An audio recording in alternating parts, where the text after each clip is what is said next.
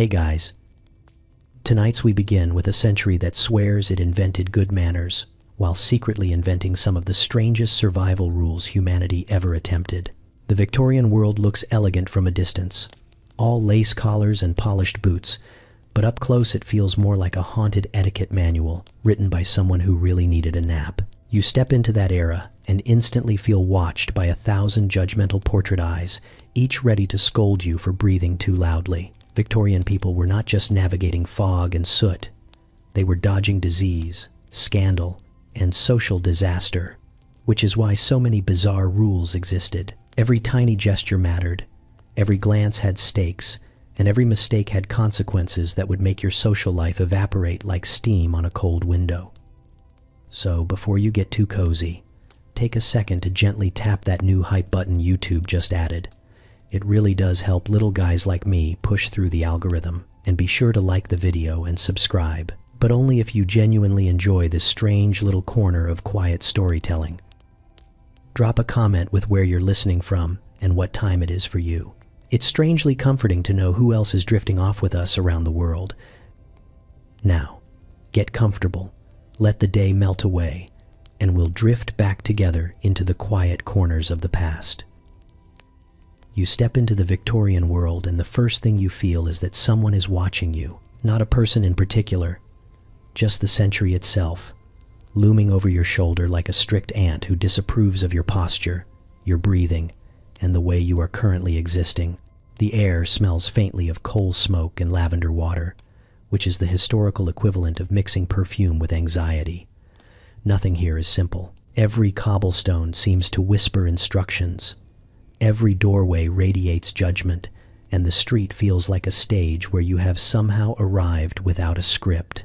The moment your foot touches the pavement, you sense that the city has rules tucked into every shadow and soot-stained window. A pair of ladies sweep past you, skirts swishing like accusatory curtains. They do not look directly at you, which is how you know they saw everything. One of them adjusts her gloves in a way that definitely means something. You have no idea what it means, but it cannot be good. You straighten your back, which is also wrong because now you look too eager. The Victorian world thrives on these invisible tripwires. If you breathe too loudly, it signals arrogance. If you breathe too softly, it signals illness. If you breathe normally, you tempt fate. You begin to understand why everyone in this era looks perpetually tense. Life here is a long etiquette exam with no passing grade. You attempt to walk, an action that usually feels natural, but now seems suspicious. A man tips his hat at you, a gesture that feels elegant until you realize it is also a test. Do you nod in return? Smile? Look away politely? Bow like a confused tourist? You choose a small nod, which earns you the briefest approving glance, the kind Victorians dole out the way modern people give away winning lottery tickets. It is in that moment you understand the truth. This world does not wait for you to learn the rules. It punishes you while you try. A carriage rumbles past, its wheels rattling like a warning. You step back, which is correct, but you step back too quickly, which is suspicious. A child selling matches eyes you with a knowing smirk, as though he has mastered the entire social code by breakfast while you struggle to stand without offending half the street. Somewhere behind you, a church bell tolls, and even the sound feels judgmental. The Victorians hear bells and think about duty. You hear bells and wonder if you are already in trouble. You decide to observe more carefully, hoping to blend in long enough to avoid being labeled as anything unusual. The women walk with small, precise steps, as if the ground itself is delicate. The men carry themselves like they are balancing invisible ledgers. Everyone moves with a mix of politeness and suppressed panic. Even conversations are elaborate performances. Greetings must be exchanged with the right warmth, but not too much warmth, or else rumors begin. Every phrase is coded. Every smile is a legal document. You begin to suspect the entire century is run by people who wake up every morning determined to outbehave each other. A gentleman nearby lowers his umbrella and accidentally splashes a tiny drop of water onto a passerby. The passerby freezes as though struck by lightning. The gentleman gasps. An apology blossoms between them like a tragic opera compressed into 10 seconds. You watch the exchange with growing horror. If such a small accident requires this much ceremony, What fresh chaos awaits you once you attempt to purchase bread or stand near a lamppost? The deeper you wander, the more apparent it becomes that these rules are not random absurdities. They are survival tactics, crafted by people who spend every day battling soot, disease, nosy neighbors, and the crushing fear of public embarrassment. A cough might signal contagion. A stain on a glove might signal poverty. A cheerful tone might imply impropriety. Etiquette is not politeness.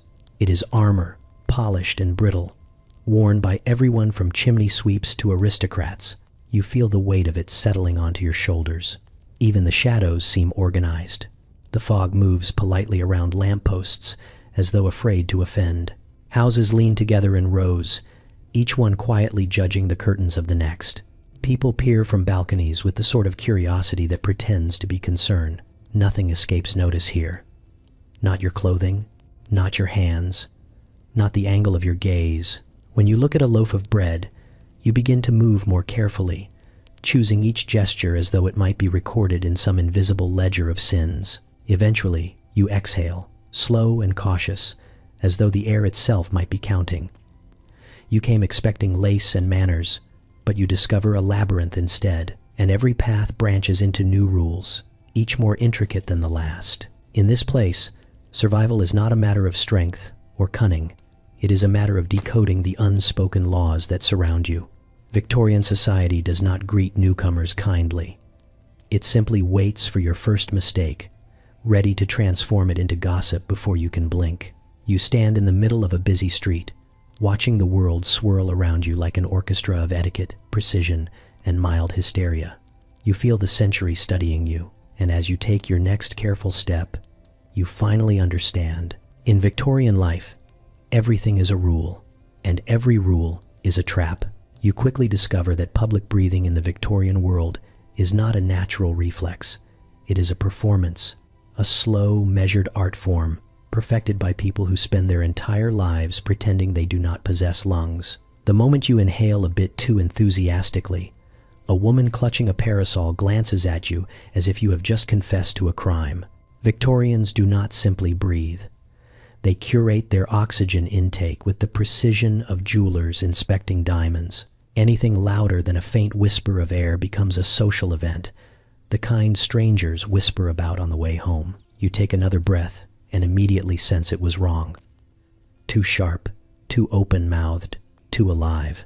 If you exhale too quickly, people think you are impatient. If your breath catches, they assume illness. And illness here is not just unfortunate, it is dangerous. A single cough can empty a room faster than a royal scandal. The Victorians live in constant fear of invisible particles floating through the fog, carrying inconvenient things like fevers and the reminder that their medical knowledge is mostly guesswork. So they develop breathing etiquette, rules designed to convince others that you are both healthy and morally upright through the simple act of not sounding like a wheezing accordion. You watch a group of well-dressed pedestrians glide past like swans on a lake. Their chests barely move.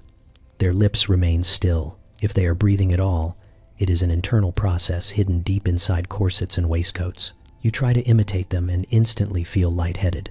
The Victorians endure this daily. A hurried gasp signals panic. A loud inhale suggests desperation. Even a simple sigh must be deployed with care because it carries meaning. Sigh too deeply, and people will assume you are courting emotional turmoil. Sigh too softly, and they might think you are suppressing passion. Everything becomes a quiet form of communication no one explains to you. The obsession intensifies indoors. You enter a drawing room filled with soft chatter and immediately feel the air shrink. Breathing here is not just subtle, it is choreographed. Women sit with their backs straight and shoulders steady, taking small, graceful sips of air as though rationing it for a long journey. Men lean casually on mantelpieces, concealing their inhales behind polite nods. You attempt to breathe normally and spot an elderly gentleman flinch as if he heard a firecracker. You lower your volume and hope for mercy. Part of this comes from fashion. Corsets, starched shirts, and multiple layers of clothing make deep breaths nearly impossible. The attire squeezes you into a shape that Victorian society considers respectable, even if it means sacrificing 90% of your lung capacity. You realize most people here walk around slightly oxygen deprived and channel that faint dizziness into polite conversation. The result is a society that looks serene on the outside while quietly battling the urge to faint at any moment. Then there is the matter of propriety. Breathing too loudly in public feels indecent, almost intimate. Victorians prefer to pretend bodies do not make sounds. They avoid acknowledging anything biological unless someone is on their deathbed, and even then, it is whispered behind fans. They treat breath like a secret, something to hide behind lace, posture, and awkwardly long pauses. You learn quickly that silence is the most acceptable soundtrack for social gatherings. Outside, the rules change again. The fog-wrapped streets of London carry soot and suspicion. People breathe through handkerchiefs not because it helps much, but because it signals caution and elegance. A person seen gulping air freely looks reckless. The atmosphere itself feels heavy with expectation, urging you to adopt the same slow, measured breaths everyone else performs so effortlessly. You try once more, inhaling lightly through your nose while pretending you are not trying. It almost works. A woman passing by gives you a small approving nod that feels like a diploma. For a moment, you think you are blending in.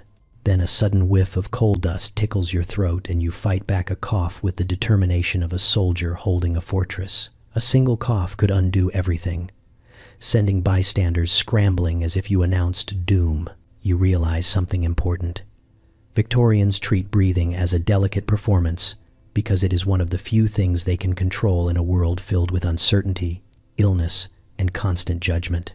They cannot tame the fog or the filth or the unpredictable whims of life, but they can master the art of appearing composed. For them, dignity lives in the smallest gestures, and none is smaller or more revealing than the breath you dare to take. You walk on, chest tight, lungs cautious, learning slowly how to inhale without causing alarm. In this world, grace is measured in breaths, and you are only beginning to understand the script.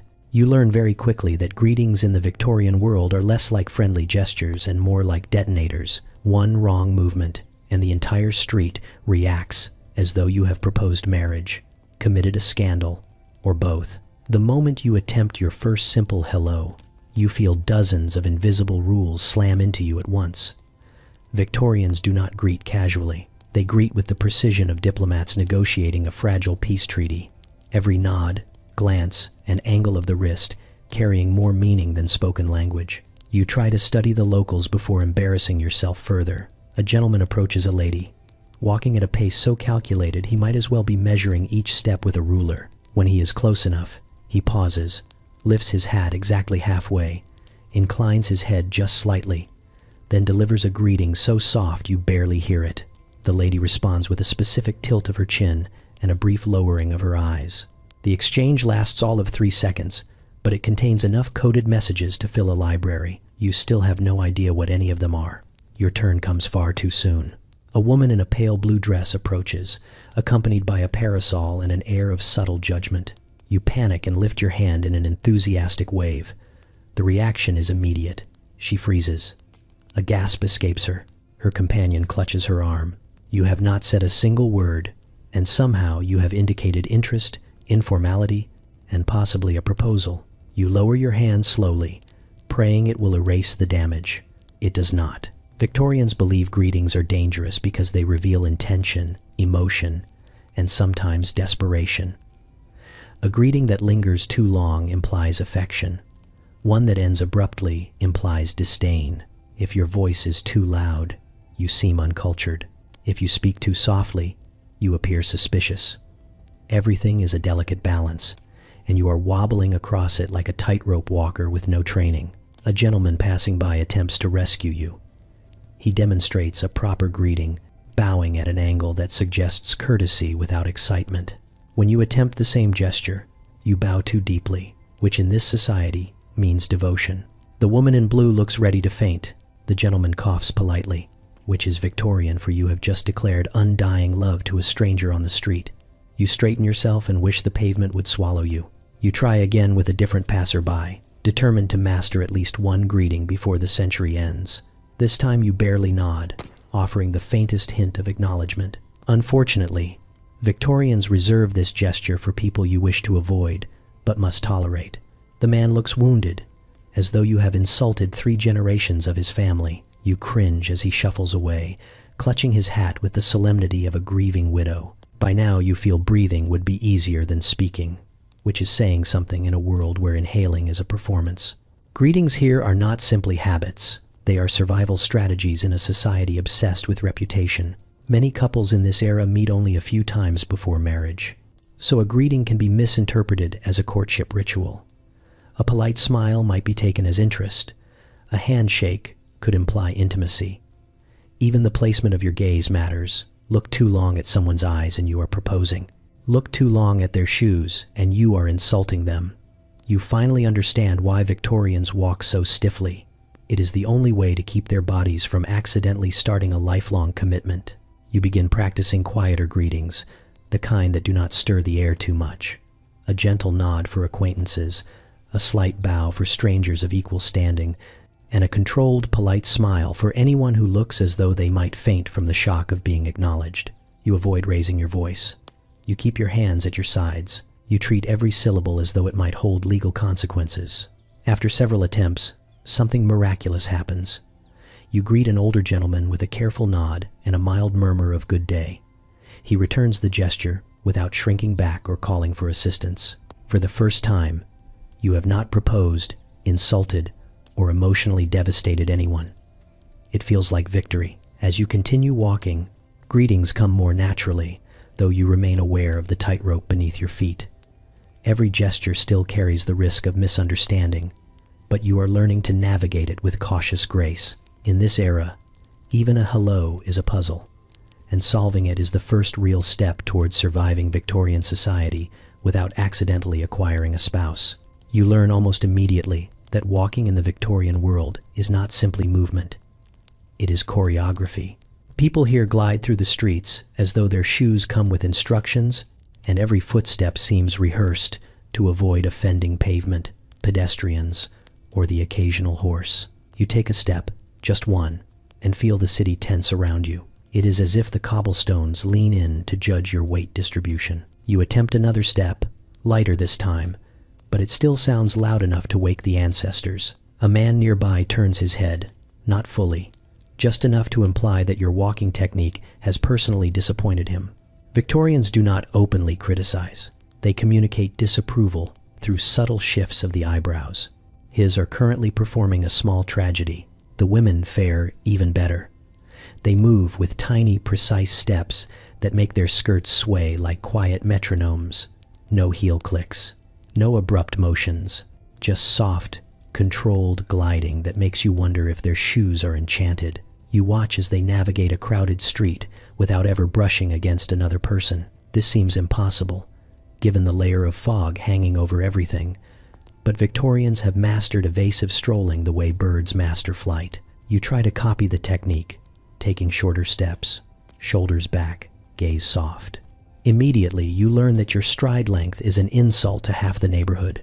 Too long and you appear overconfident. Too short and you look timid.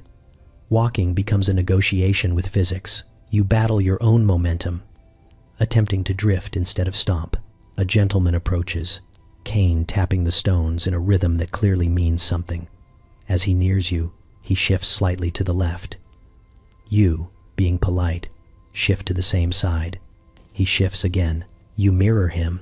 The two of you perform a silent dance of mutual confusion until he finally slips by with the sigh of someone who has dealt with amateurs before. In this world, even yielding the right of way has rules, and you have violated at least 3. You watch a pair of young men walk with hands behind their backs, elbows tucked, posture impeccable.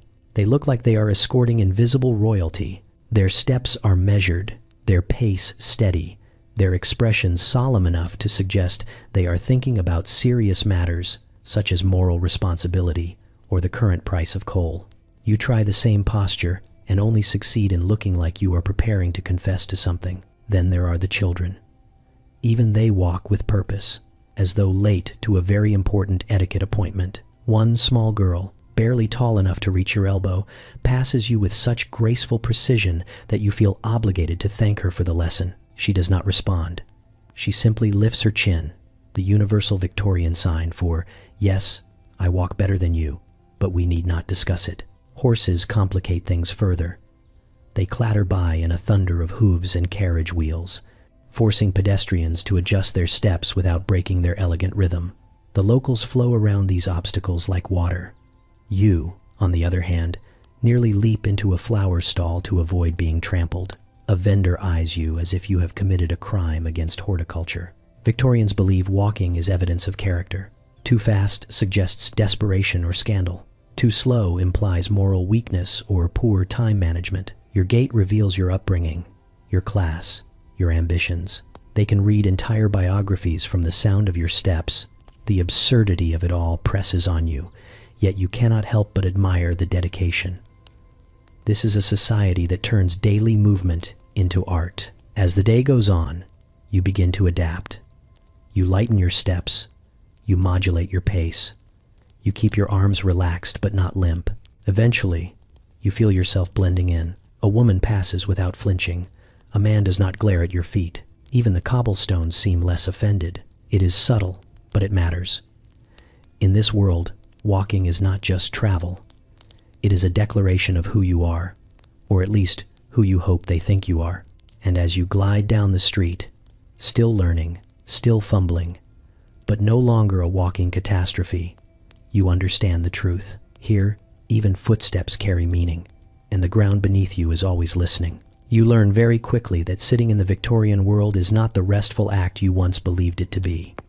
It is a trial, a public examination of your discipline, your upbringing, and possibly the strength of your moral character. Chairs, which in your own era offer comfort, here feel like traps designed by people who distrust relaxation. The moment you lower yourself into one, you feel as though you have entered a duel with gravity while being judged by everyone within a 20-foot radius.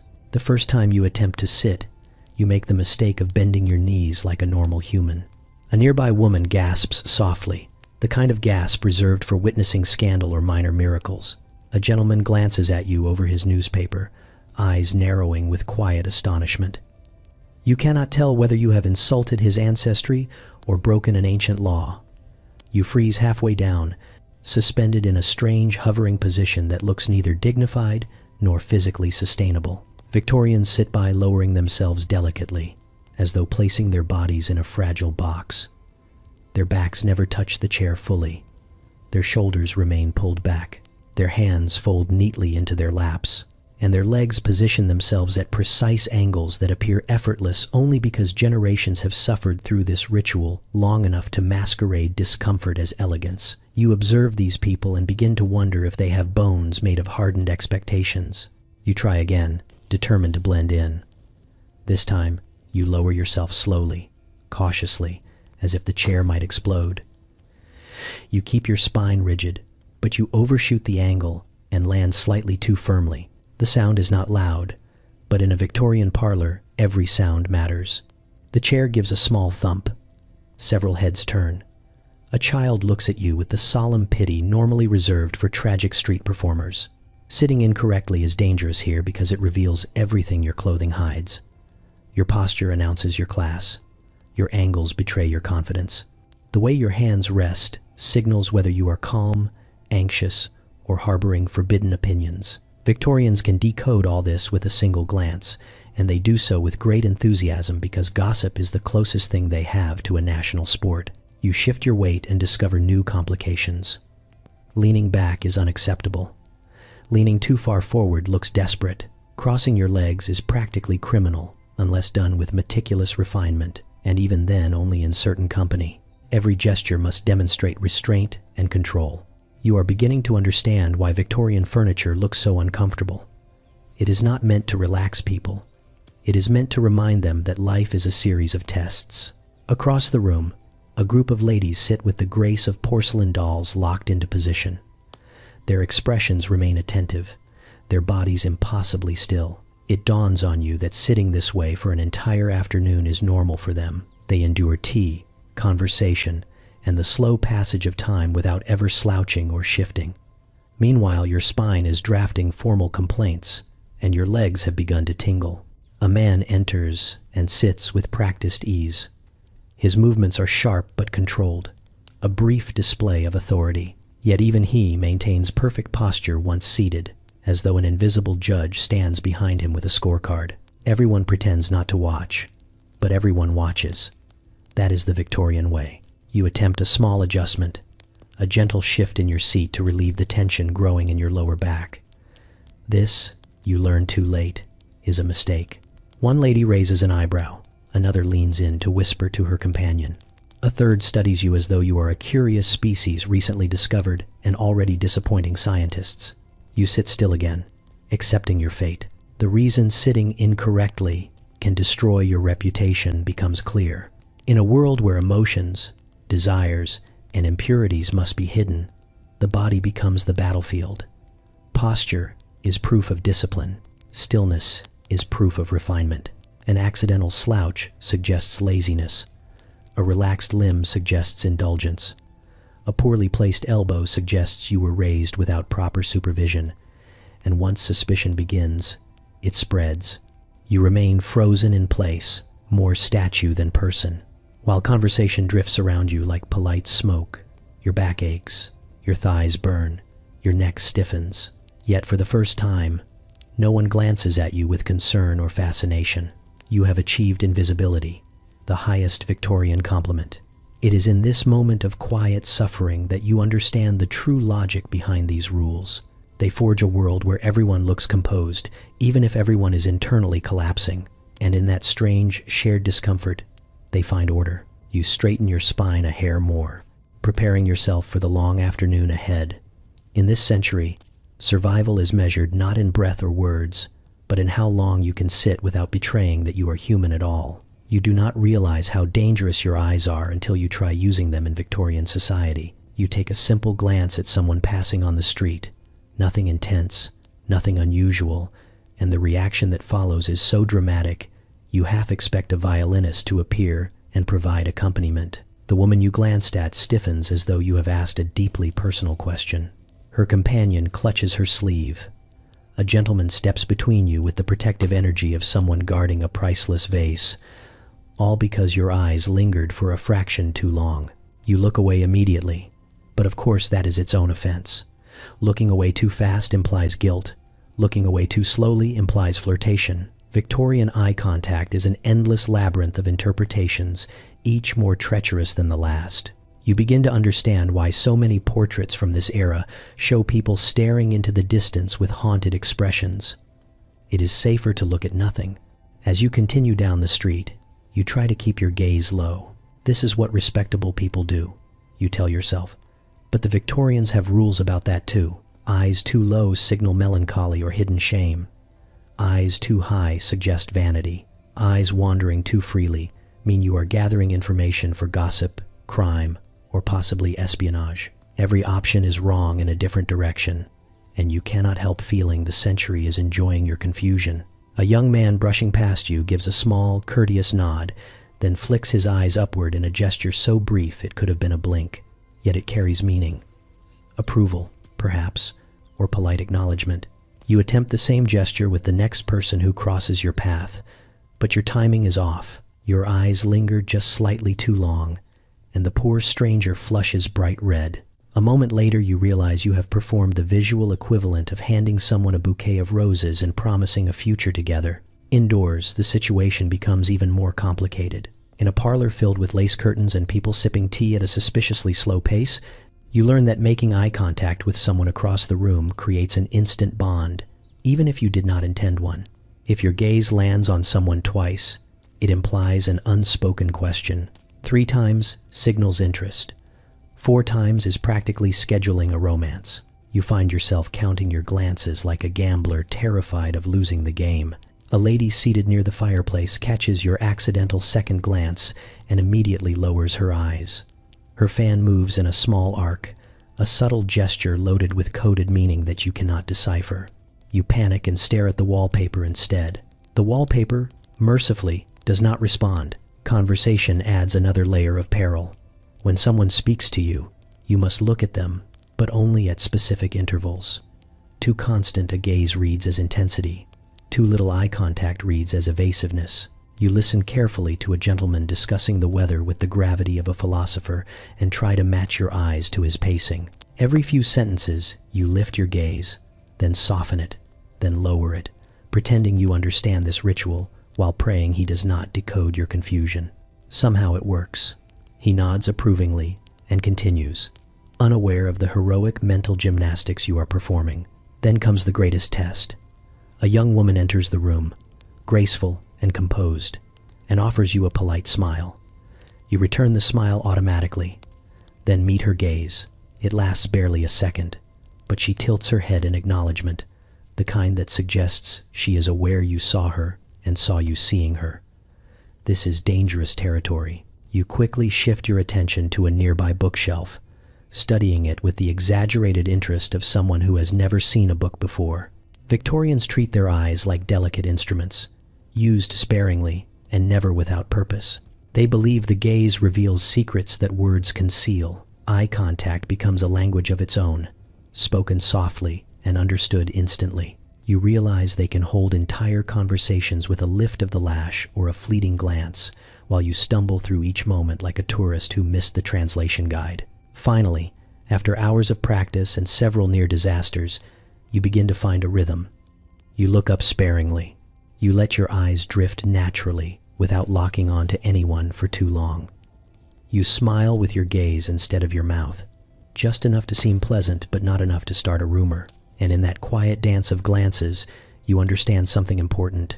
Survival here requires not only silence and posture, but mastery of the invisible threads woven between every pair of eyes. One misplaced look can shift your entire place within the room. So you keep your gaze soft, your movements subtle, and your attention steady. In a world where even the smallest glance carries weight, you learn to navigate each moment with care, grateful each time you escape without accidentally proposing to someone or starting a scandal before tea. You step into the Victorian world of mourning and instantly feel as though you have wandered into a society where grief is not an emotion but a full-time occupation. Everything around you is draped in black, from doorways to dress hems, and the air carries the solemn weight of expectations.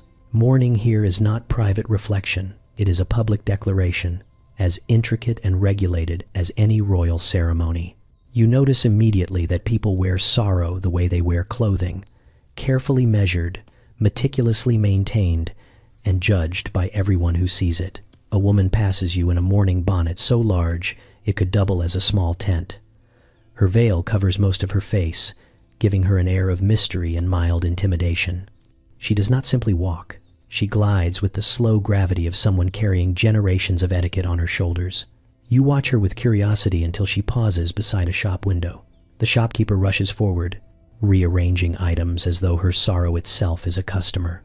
You realize Victorians treat mourning like a sacred social duty, something that demands respect, silence, and an extraordinary amount of fabric. You turn a corner and find yourself in a neighborhood where every door sports a black wreath. Even the windows look dimmer, as though instructed to sympathize. A man wearing a dark armband steps out of a house and nods at passers-by with a seriousness that makes you straighten your posture. His expression suggests that the mere act of being seen while grieving requires discipline. You cannot help noticing he moves at a slower pace, as though speed might imply he has recovered too quickly and is therefore morally questionable. The rules emerge slowly, piece by piece, as you observe. Mourning has stages, each with its own dress code. The first stage demands deep black clothing, absolutely no ornamentation, and a demeanor that suggests you are communing with sorrow itself. The second stage allows for slight adjustments, maybe a touch of gray or a subdued accessory, but joy must still be kept at bay. Only in the final stage can you begin to adopt more color, but even then it must whisper rather than shout. Victorians treat color like emotional noise. Too much too soon, and you risk being judged as heartless. You enter a parlor draped in heavy curtains, where a group of women sit in somber silence, their hands folded neatly. They do not speak unless spoken to, and when they do, their voices carry the softness of falling ashes.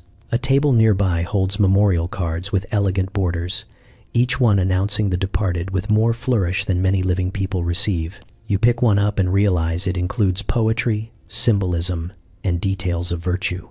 Victorians do not simply mourn a person, they rebuild them into an ideal. A widow sits near the fireplace, her posture straight, her gaze distant. You notice her dress is more elaborate than the others, layers of black silk and crepe forming a careful architecture of sorrow. Her hands rest delicately in her lap.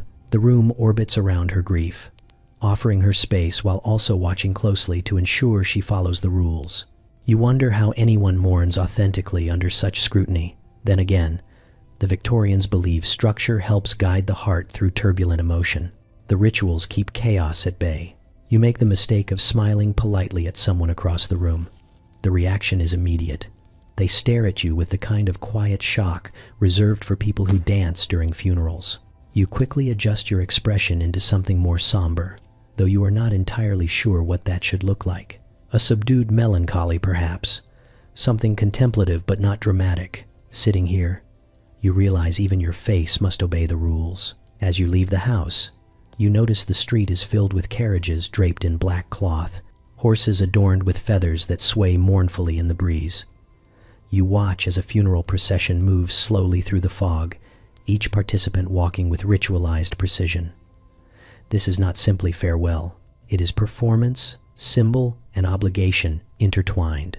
Victorian mourning turns grief into a lifestyle because it offers shape to the shapeless. Loss becomes something visible, structured, and shared. You begin to understand the comfort in that. Even if the rules feel overwhelming, the rituals create a world where sorrow has a place to live, where memories are preserved through fabric, posture, and silence. You step back into the bustling street, surrounded by the living and the grieving, realizing that here mourning does not simply end, it transforms, and in its transformation, it reshapes the world around you. You find yourself walking toward a Victorian funeral with the same nervous caution you would use while approaching a sleeping predator. Everything around you feels heightened, sharpened, and oddly theatrical. The mourners gather in a slow-moving current of black fabric, each step deliberate, each expression carefully arranged. The atmosphere is thick with solemnity, but beneath it lies something else, something close to fear. You sense it the moment you join the edge of the crowd. Victorians treat funerals with reverence, but they also treat them with the intensity of people who know one wrong move might follow them for years. You realize quickly that clothing is not just attire here. It is a declaration of allegiance to grief itself. The dominant color is black, so rich and heavy it absorbs the light. Some people wear shades so deep they look like walking silhouettes, while others wear fabrics chosen specifically for how they rustle, as if sorrow needs sound effects. You glance down at your own outfit, relieved to see you are sufficiently somber, though you cannot escape the sinking feeling that you may have misjudged the tone. The Victorians notice everything, including the exact darkness of your sleeves. A woman near you adjusts her veil, and you notice she is being watched by at least 3 other attendees, each evaluating whether the length, placement, and fabric align with the unwritten codes of mourning. Her fingers tremble slightly. You do not blame her. Wearing the wrong color at a funeral can brand you as thoughtless, insensitive, or morally defective. Some people never recover socially. You overhear 2 older ladies whispering about a cousin who once wore a muted brown to a funeral and was treated with polite frost for an entire season. They speak of her as if she committed a crime against humanity. The ceremony begins, and you follow the procession as it winds toward the church. The mourners stay in formation, bodies angled with a discipline that feels trained rather than instinctive. You notice how carefully they avoid stepping ahead of the immediate family. Cutting in front would be a catastrophic breach of etiquette, equivalent to declaring yourself the main character of someone else's tragedy. You adjust your pace, letting the gravity of the crowd pull you along, careful not to drift too near the front. Inside the church, the atmosphere thickens. Candles flicker, shadows dance across wooden pews, and the organ hums a low, somber note that settles into your spine. The mourners take their seats with precision, each person folding into place like pieces in a sorrowful puzzle. You sit at the very end of a pew, hoping this is the safest position for someone still learning the rules. When you look up, you see a row of women wearing jet black jewelry that gleams faintly. Mourning jewelry is its own coded message, crafted from materials that announce devotion, memory, and restraint. A single glint of gold would be scandalous. As the service continues, you become aware of another layer of expectation. Facial expressions must be subdued but sincere. Tears are acceptable, but only if they fall gracefully. Loud crying risks disrupting the ceremony. Smiling is unthinkable. Your face settles into an expression of gentle solemnity, the kind that requires more concentration than you expected. You hear a muffled cough behind you and notice several people turn with alarm. Even bodily sounds must obey etiquette here. When the service ends, everyone moves in a quiet stream toward the graveyard, where the final rites take place beneath a gray sky. The mourners stand in perfect rows, and you do your best to match their posture. A breeze lifts the edges of veils and cloaks, and you notice again how uniform everything is. The sea of black creates a shared identity. Anyone wearing an incorrect color would stand out like a torch in a library. You imagine the horror if someone arrived in pale blue or, worse, something cheerful. The idea alone feels forbidden. As the coffin is lowered, the mourners bow their heads in collective silence. You feel the weight of tradition pressing in from every side. Victorian funerals are not simply farewells.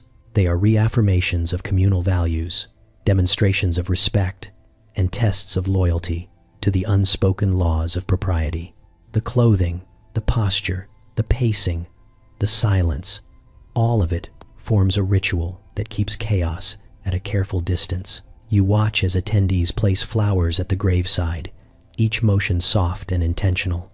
When it is your turn, you mimic their movements as best you can, offering a quiet nod that seems appropriate. No one gasps. No one glares.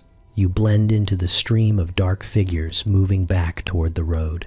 As you step away, you finally understand why wearing the wrong color feels dangerous. In this world, grief is public, visible, and fiercely protected. Mourning has rules because emotion is supposed to have structure. Clothing becomes a promise, a symbol, a shield. One false shade, one careless brightness, and the illusion breaks. You walk on, feeling the lingering echo of the ceremony settle around you like a soft black veil of its own.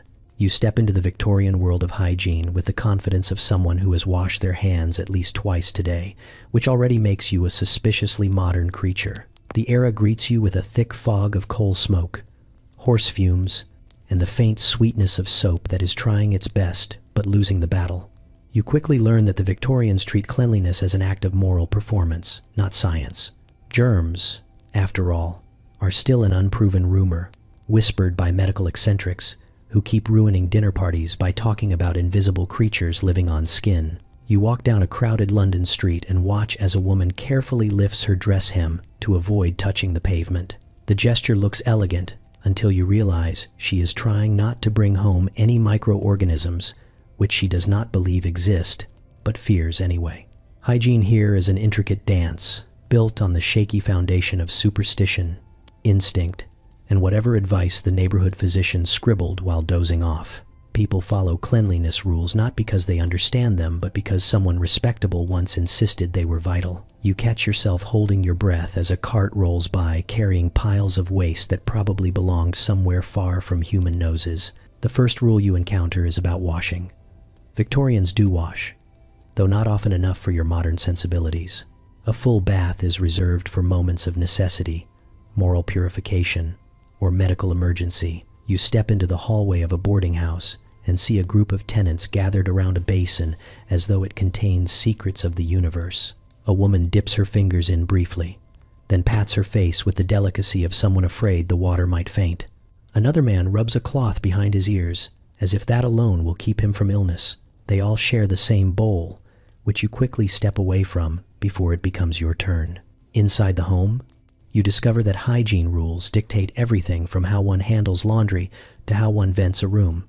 Women shake rugs out of windows with the seriousness of ritual, sending plumes of dust into the street.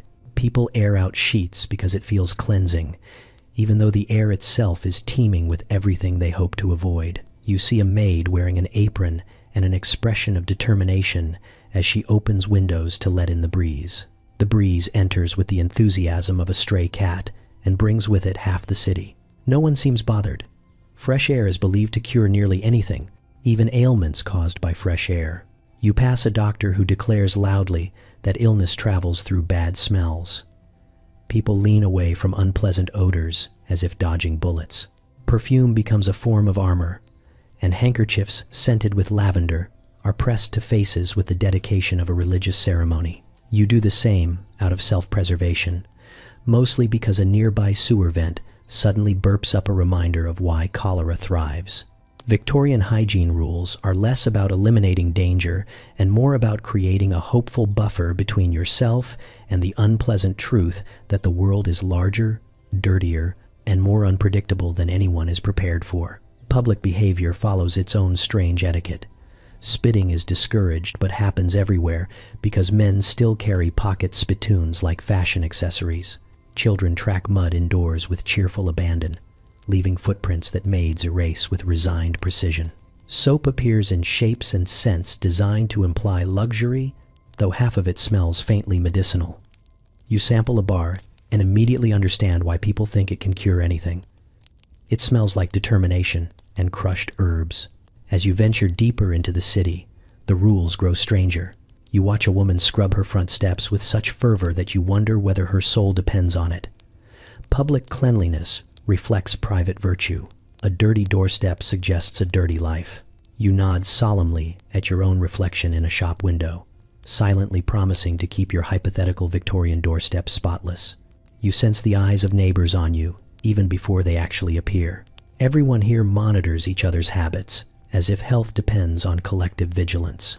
Soon you find yourself at a public bathhouse, where the air is thick with steam and whispered complaints. Bathing schedules are posted like train timetables, and people file in with towels clutched to their chests as if entering a confessional. You step inside cautiously, half expecting someone to scold you for breathing incorrectly. Men soap themselves with brisk efficiency, while women wash behind curtains, exchanging gossip that sounds far more dangerous than any germ.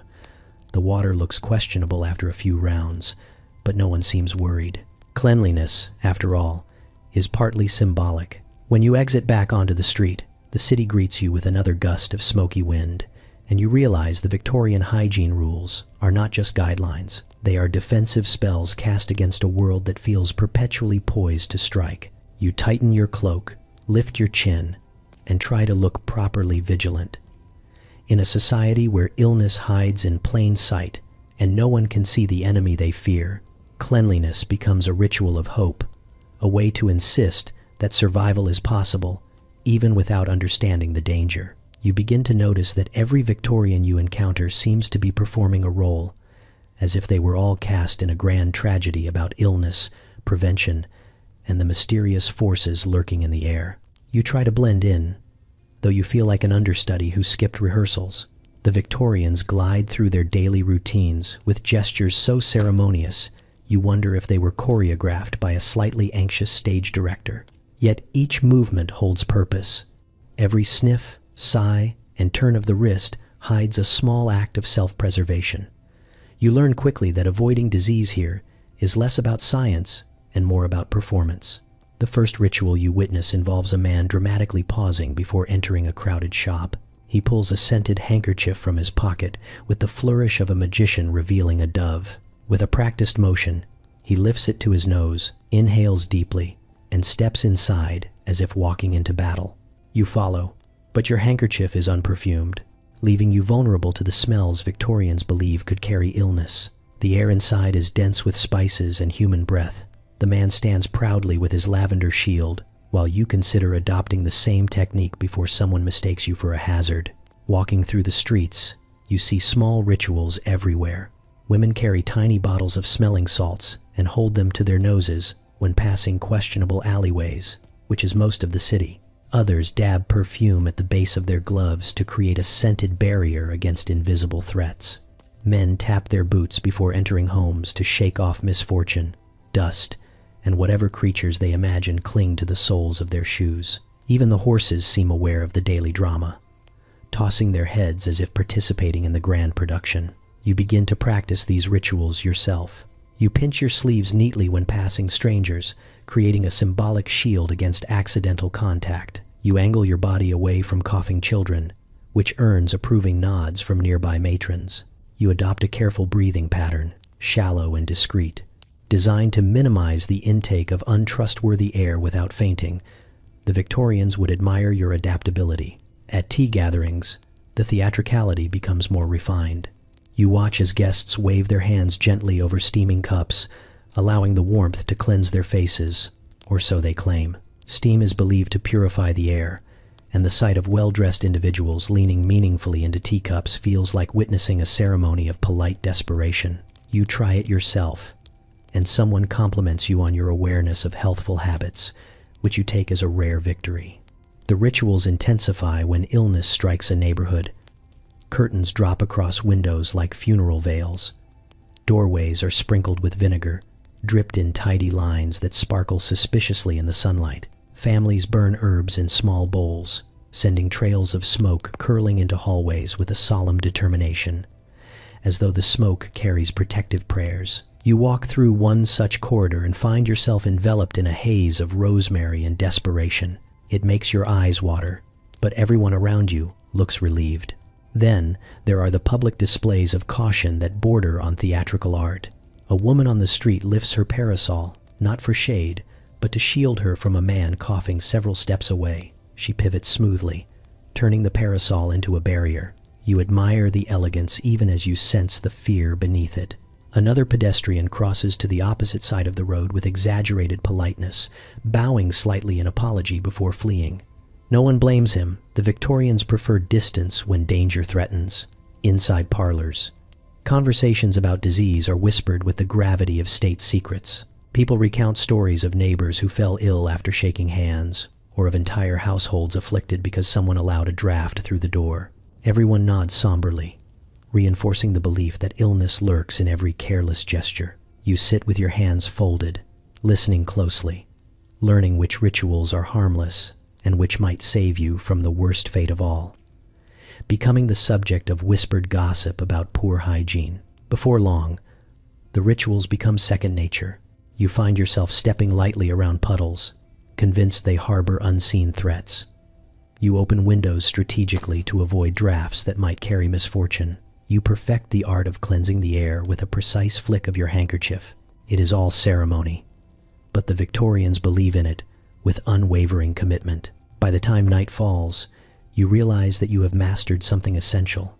The gestures, the scents, the carefully timed movements all form a protective choreography. In this era of uncertain science and heightened fear, survival is a performance, and every person is both actor and audience.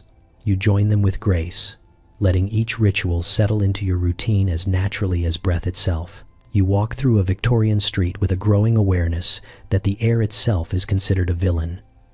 Every breeze feels like it arrives with a warning label. The people around you move with the vigilance of soldiers navigating a battlefield, except the enemy here is foul air, bad smells, and a list of imaginary dangers that seem to multiply each time you blink. You try to look casual, even though you are beginning to suspect the atmosphere might collapse upon you if you breathe incorrectly.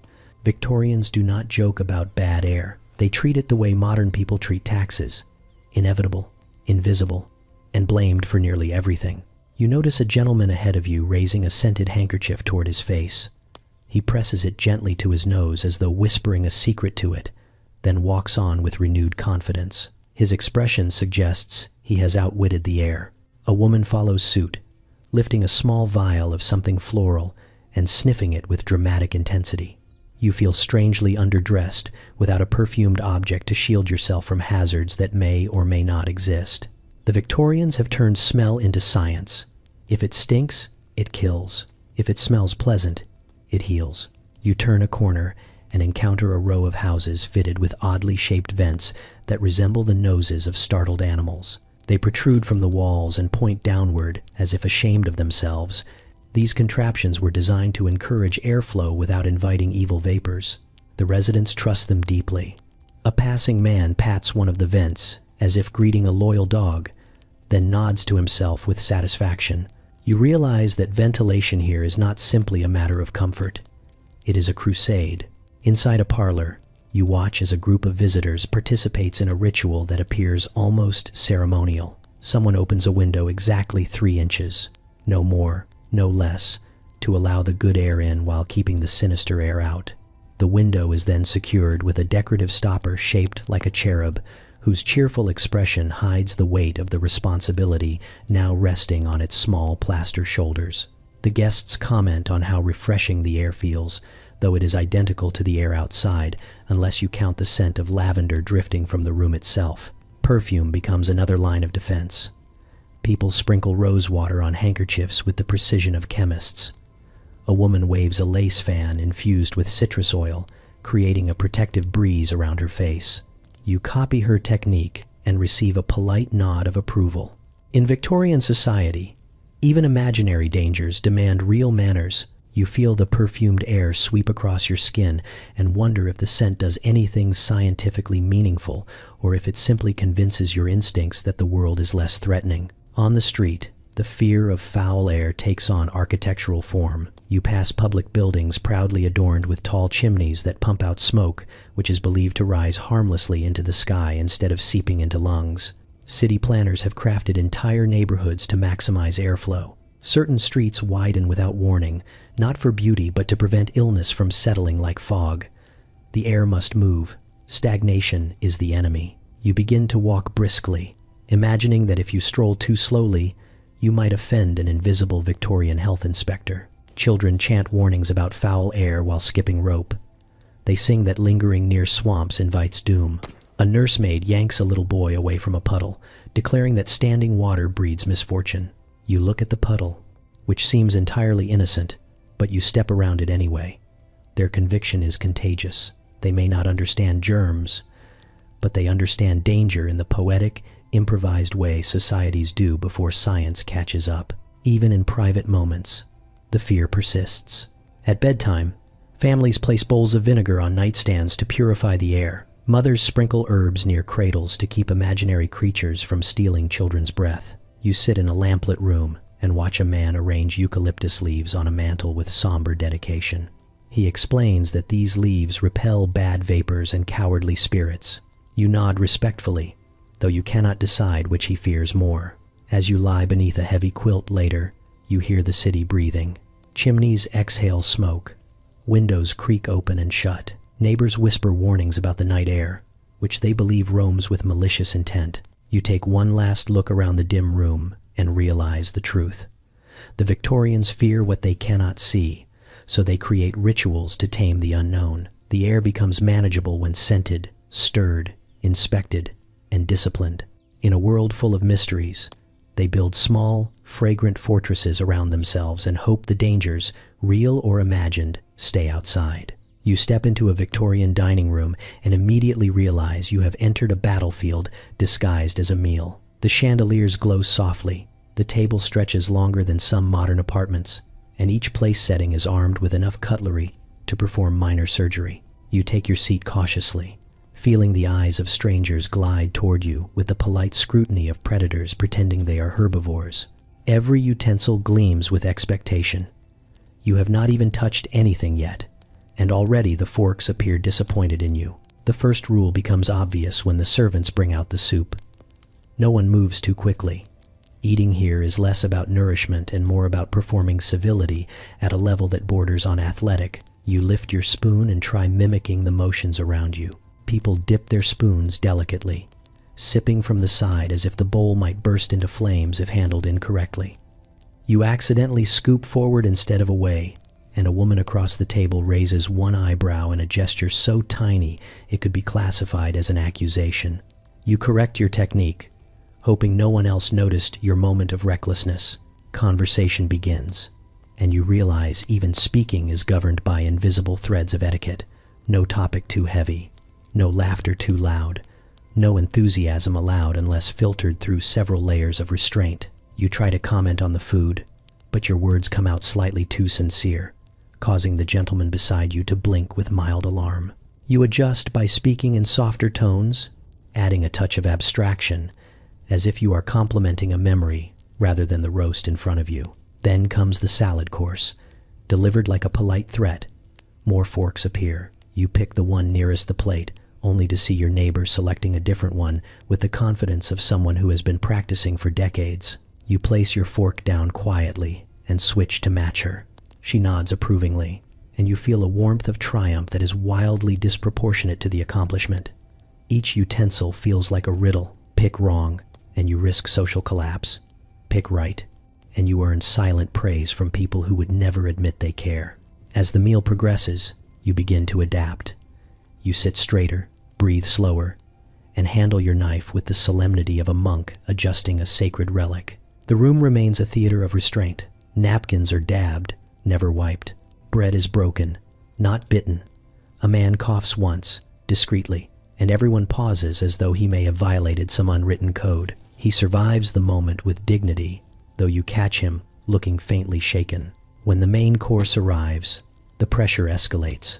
A large piece of meat sits before you, begging to be conquered, yet every motion must be subtle. You imitate the cutting technique of the woman across from you, who seems to glide through her meal as if playing an instrument rather than eating. Her wrists move with careful precision, guiding each bite to her lips without a single clink of cutlery. She is a dining virtuoso.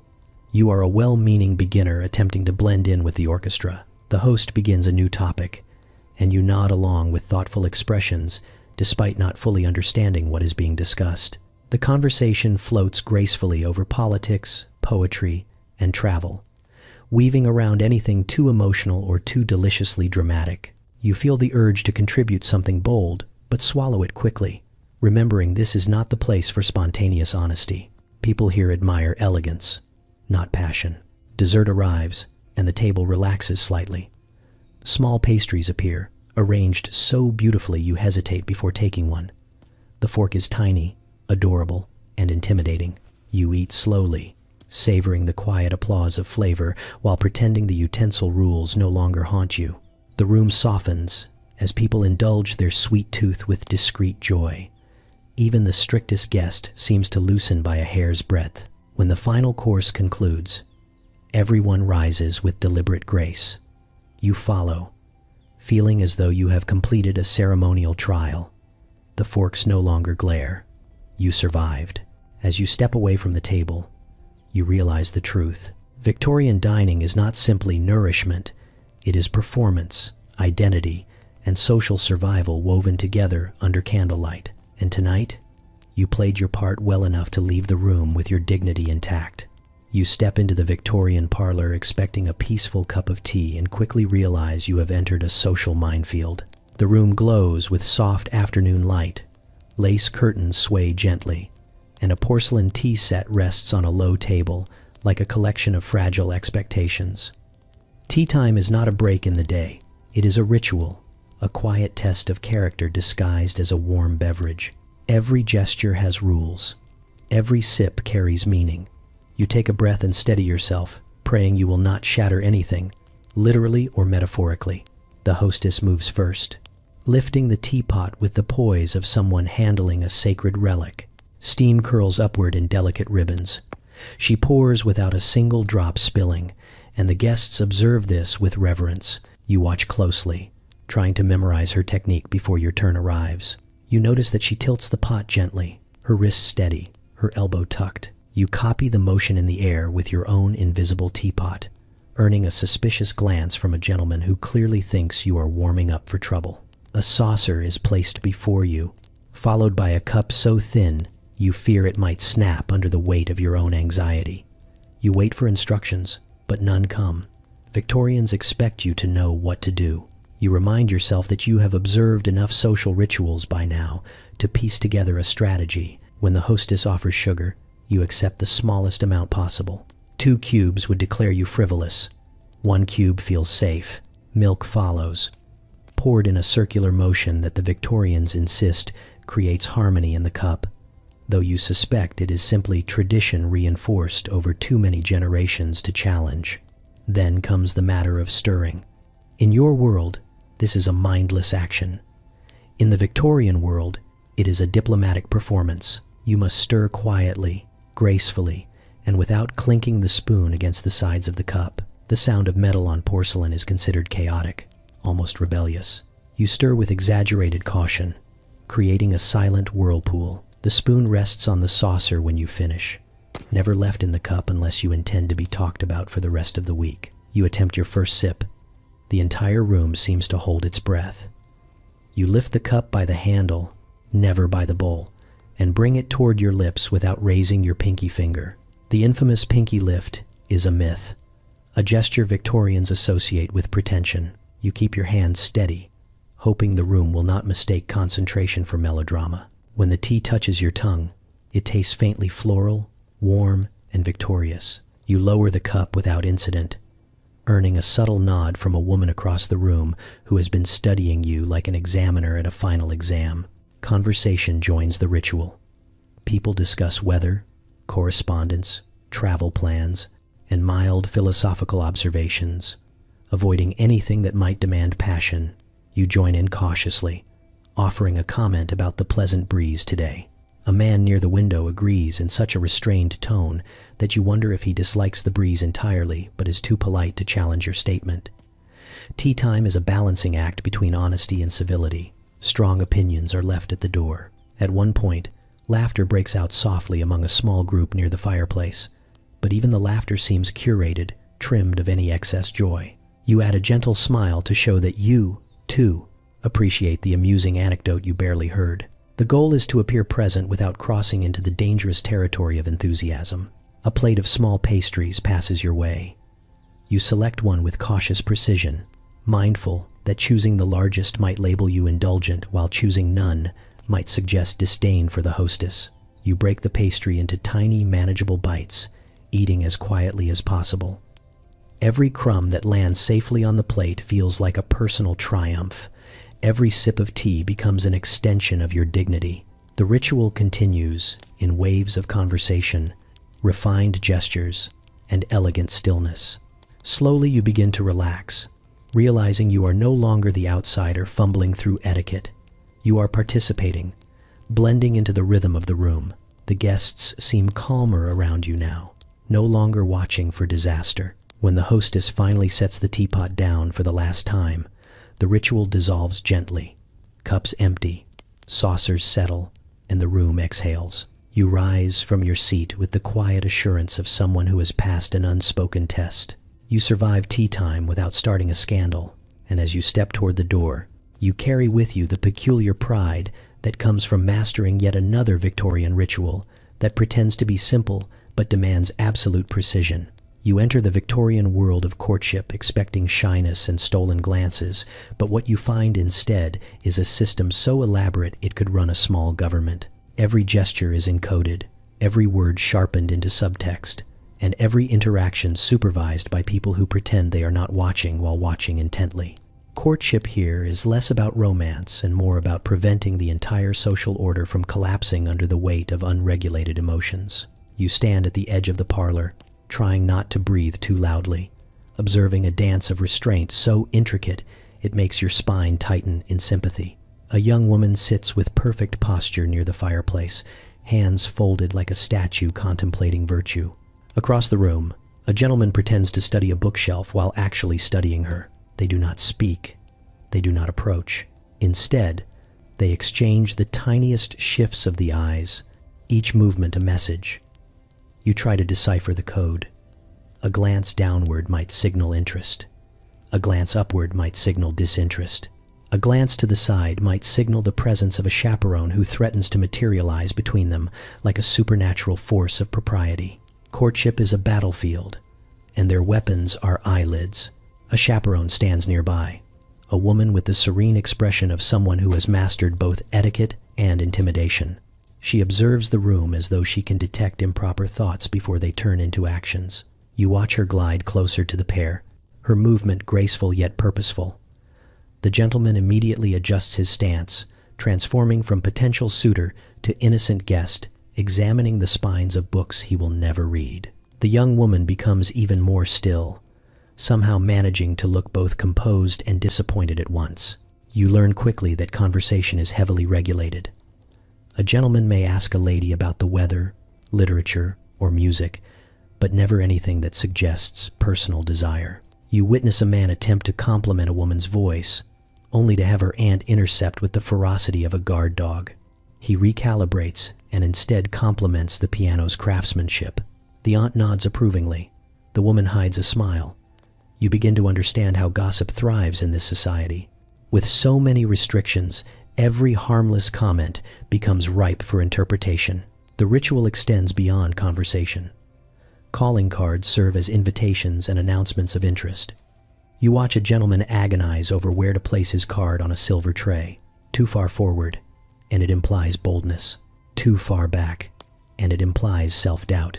He chooses the center, steps away, and looks at it with the expression of someone hoping fate favors moderation today. When the household maid collects the cards, she examines each one with the smug authority of someone who knows exactly how quickly news will travel. Walking in public together is a privilege that must be earned. You witness a young couple take their first supervised stroll along a garden path, accompanied by a chaperone who trails behind them at the exact distance required to prevent impropriety while still allowing conversation. The couple walks with the stiff caution of people navigating a tightrope.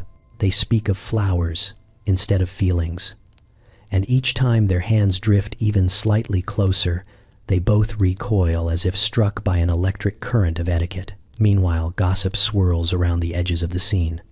A cluster of women whisper behind fans, dissecting every detail of the courtship attempts unfolding before them. They debate whether the gentleman with the calling card hesitated too long, or whether the young woman at the fireplace blinked in a way that suggested romantic turmoil. Their voices remain low, polite, and devastatingly accurate. In this era, gossip is both entertainment and social currency. You sense that a single, misplaced gesture could fuel an entire week of discussion. As the day progresses, you begin to appreciate the strange balancing act the Victorians perform. Their elaborate rules are designed to protect reputations, maintain order, and prevent heartbreak from erupting into chaos. Yet the same rules ensure that every quiet moment of connection feels monumental. A shared smile becomes a secret. A conversation becomes a victory. A stroll becomes a promise. When evening falls and the lamps glow softly, you watch the final interactions play out. A gentleman offers a polite farewell to the woman he has been admiring all afternoon. She responds with a measured nod that somehow communicates interest without crossing any lines. The chaperone approves. The whispering women lean in. The air hums with restrained emotion. You leave the parlor with the sense that you have witnessed a world where romance exists in the margins, where chaos is prevented by rules so strict they become their own kind of drama. And yet, amidst the restraint, the feelings remain unmistakably human, glowing quietly beneath the surface, waiting for the right moment to step into the light. You learn the truth about Victorian letters the moment you watch someone compose one. It is not writing, it is choreography, a delicate, handwritten ballet performed with ink that smells faintly of iron and seriousness. You sit across from a young woman at a writing desk as she contemplates a blank sheet of paper with the concentration of a scientist preparing to mix unstable chemicals. She lifts her pen, hesitates, lowers it again, and sighs softly. You begin to understand that the letter itself is not the message. The emotion lies in the spacing, the flourishes, the restraint. Every stroke is weighted with intention. She finally begins. The greeting is formal, careful, and impossibly polite.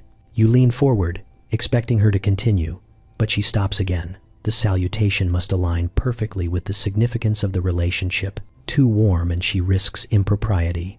Too cold and she risks insult.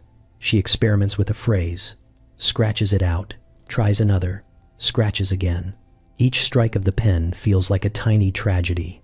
You watch her wrestle with 2 sentences for the better part of 10 minutes before moving on. Victorians pour more thought into a single comma than some people pour into their entire romantic lives. As she writes, you notice how controlled her handwriting is. Not too large, not too small. Each letter looping gracefully in a practiced rhythm. Even handwriting is a social indicator. Slanted too far left, and it suggests melancholy. Slanted too far right, and it suggests impulsiveness. You realize your own handwriting from the modern world would label you either chaotic or unserious. Victorian letters must prove your mind is composed, your emotions balanced, and your intentions pure. A gentleman across the room works on his own letter, pausing occasionally to tap the tip of his pen against his chin. He chooses his words with the same care one might choose an heirloom or a confession. He writes a line, then reads it aloud under his breath, gauging whether it communicates affection without daring to sound eager.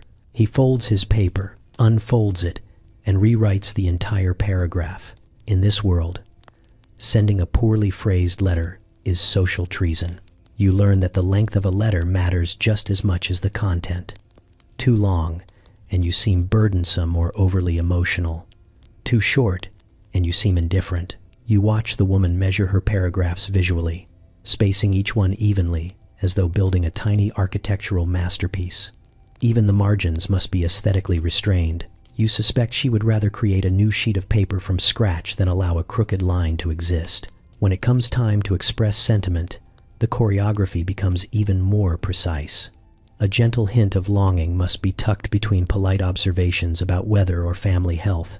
Emotions cannot be named outright. They must be implied, folded into phrases like, "I trust this letter finds you well," or "I remain ever your humble friend." You read over her shoulder and try to decipher the hidden meaning under each sentence. It feels like discovering secret messages written in the pauses between words. Sealing the letter is its own ritual. Wax is melted and dripped onto the fold with the solemnity of a sacred vow. The seal imprint must be clear, neither smudged nor too deeply pressed. The woman holds her breath as she stamps it, and when she lifts the seal cleanly, she relaxes with the satisfaction of someone who has successfully completed an emotional pilgrimage. The gentleman across the room does the same, though he adds a faint flourish to the edge of his envelope, a detail so subtle it could be decoded only by someone equally trained in the art. Even delivery carries unspoken meaning. A letter sent too quickly suggests impatience. One sent too slowly suggests waning interest. You watch a stack of letters placed on a silver tray, each arranged by social importance. The sorting process is meticulous, almost reverent. Letters are small ambassadors of the soul, and mishandling them invites misunderstanding or, worse, scandal. By the time you see the final letter carried away by a footman, you understand why this ritual matters so deeply. In a society where emotions must be disguised, diluted, and politely tucked into written form, letters become the one place people can speak honestly, even if honesty is encoded in metaphor. The choreography protects them. It allows vulnerability without surrender, affection without exposure, and connection without chaos. You step back from the writing desk, feeling as though you have witnessed something intimate and ancient. In the Victorian world, a letter is not just ink on paper. It is the quiet, trembling space between what people feel and what they dare to say. You begin to understand Victorian household rules the moment you step inside a modest home and watch an ordinary chore unfold with theatrical gravity. A maid stands before a fireplace armed with a brush, a cloth, and what appears to be determination forged from ancestral suffering. She moves with urgency, not because the task is dramatic, but because everything in a Victorian household operates on the belief that chaos lurks behind every mote of dust. You quickly realize chores are not chores. They are survival quests, dressed in aprons and lace. The mistress of the house glides through the parlor with an expression of mild tension, the kind of look people wear when expecting company or witnessing the collapse of civilization. She pauses beside a table, lifts a doily, inspects it for imperfections invisible to mortal eyes, then replaces it with the precision of a general arranging troops. Her movements are silent but full of meaning. Dust signifies moral failing. Disorder suggests spiritual confusion. A scuffed floor hints at the downfall of the family. You walk carefully, quietly, feeling judged by every polished surface. In the kitchen, you discover an entirely different realm of labor. Pots simmer, kettles hiss, and the cook orchestrates the chaos with rapid commands. Cleaning vegetables must be done according to rules of purity and propriety. Washing them incorrectly, you are told, invites sickness. Washing them too correctly invites accusation that you are wasting water. You find yourself hovering near the wash basin, afraid to even touch a carrot. The cook narrows her eyes at you, sensing weakness. She can spot hesitation the way hawks spot prey. Upstairs, another maid is battling the bed linens, shaking out sheets with the energy of someone trying to exercise spirits. Bedding must be aired daily, even in winter, because fresh air is believed to preserve health and moral clarity. She opens a window, letting in a gust of cold wind that nearly sweeps you backward. The sheets billow like sails, She looks satisfied. You wrap your cloak tighter, questioning your place in this world where fabric seems more powerful than people. Laundry day is its own epic. Clothes are scrubbed, soaked, boiled, beaten, rinsed, wrung, and pinned with a choreography so exact it defies description. You watch women attack stains as though confronting old grudges. Soap bubbles rise like small ghosts. A single shirt passes through enough stages to qualify for enlightenment. You try lifting a damp sheet and immediately regret it as the weight drags you forward like a clinging sea creature. The other workers show no sympathy. They are veterans. You are a spectator. Floors demand their own rituals. Sweeping is not simply removing debris. It is sweeping with direction, intention, and silent precision. Sweeping toward the door implies you wish the household luck. Sweeping toward the hearth implies something far more dramatic, which no one will explain to you directly. A maid warns you not to sweep around someone's feet unless you wish to curse their marriage prospects. You nod solemnly and retreat from the broom. The household rules extend to the objects themselves. Lamps must be trimmed just so, with wicks cut at an angle sharp enough to impress a jeweler. Silver must be polished until your reflection looks like a faint accusation. China must be stored with mathematical symmetry. Even rugs have placement rules, some of which revolve around preventing drafts and others around preventing misfortune. You learn that the rug by the front door must lie perfectly straight, or guests will assume the household is unstable in spirit. Meals turn chores into acrobatics. Table setting requires counting forks, aligning plates, and maintaining distance between objects as if measuring gravitational forces. The servants work like an orchestra. The mistress inspects everything, occasionally making adjustments so slight you cannot see them, only sense the relief in her shoulders afterward. Perfection is not a goal, it is a daily obligation. By the time evening arrives, you have watched enough household rituals to appreciate the stamina required to survive them. The chores never end. They simply rotate in careful cycles, each one infused with fear, pride, superstition, and a strange sense of purpose. You begin to understand why Victorians cling to these rules. The world outside is unpredictable. Illness haunts the air, and society judges every breath. But inside the home, order can be crafted. Cleanliness becomes protection. Routine becomes armor. You lie down at the end of the day, exhausted simply from observing. The household settles into quiet, though you know each person is preparing for the next battle at dawn. Chores here are not mundane. They are victories carved from dust and discipline. And as your eyes close, you find yourself admiring the resilience it takes to keep a Victorian home standing, polished and unscandalized, one survival quest at a time. You learn the Victorian relationship with fashion the moment you watch someone get dressed. It begins peacefully enough, with soft fabrics folded neatly on a bed, but the tranquility dissolves as soon as layering begins. Clothing in this century is not meant for comfort. It is a public declaration of discipline, endurance, and the ability to survive daily life while wrapped in minor torture devices. You stand beside a wardrobe and try not to gape as a maid fastens the first of many ties, laces, and hooks on her mistress. The process looks like preparing armor, except the enemy is not war but society itself. The corset is the first shock. You see it hanging on a chair, innocent as a ribbon, until it is tightened. The maid pulls the laces with a steady rhythm, reducing the woman's waist with the confidence of someone who does this more often than breathing. The mistress exhales softly, which is the most rebellion she allows herself. When the corset settles into place, her posture becomes impossibly straight, as if discomfort could shape the human spine into nobility. You instinctively straighten your own back in sympathy, surprised you can still draw breath freely. Layers accumulate quickly. Petticoats, chemises, skirts, overskirts, bodices, jackets, each stacked like geological strata of elegance. By the time the ensemble is complete, the woman looks like a masterpiece and a cautionary tale at the same time. She can barely bend. You watch her attempt to sit, only to settle on the edge of the chair with a stiffness that would impress a marble statue. She smiles politely as though the sensation of being encased in fabric is a cherished spiritual exercise.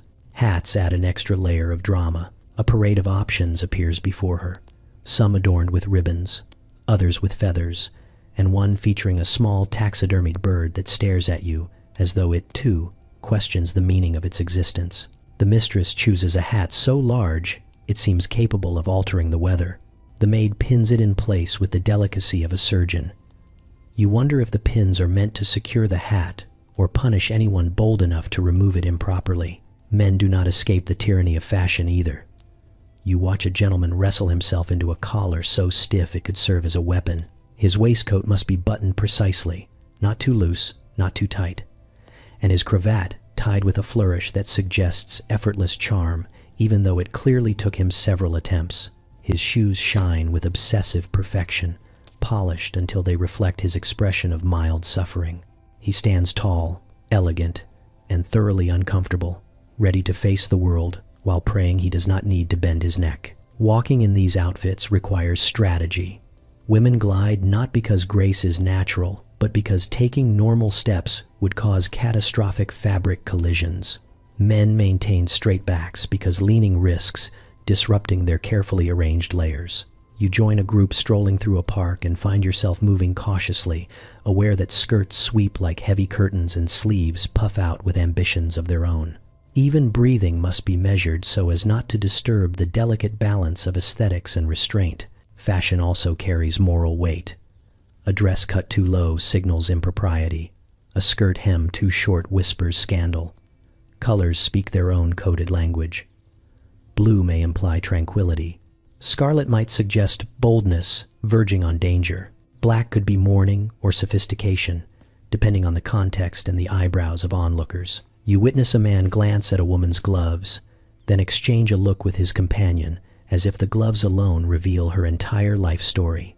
You marvel at how these people decode each other's wardrobes with the enthusiasm of detectives. Children are not spared. You see a little girl dressed in layers that nearly swallow her, ribbons flying behind her like surrender flags. A boy stands stiffly in a miniature suit that clearly prevents all natural movement. He attempts to run, makes it 3 steps, and gives up entirely. The adults beam with pride. You suspect the children dream of clothing that allows bending. Despite the absurdity, there is beauty in the ritual. The fabrics shimmer, the silhouettes transform bodies into artwork, and the attention to detail is astonishing. Yet beneath the elegance lies a quiet truth. Fashion here demands proof of endurance. It rewards those willing to sacrifice comfort to maintain order, elegance, and the delicate social fabric that binds this world together. By the time you leave the house, watching skirts sway and collars gleam under the afternoon sun, you understand why discomfort reigns. In a society obsessed with appearances, suffering becomes a strange badge of honor. Each garment is a reminder that beauty requires discipline, and discipline requires the ability to smile politely while wearing a cage disguised as clothing.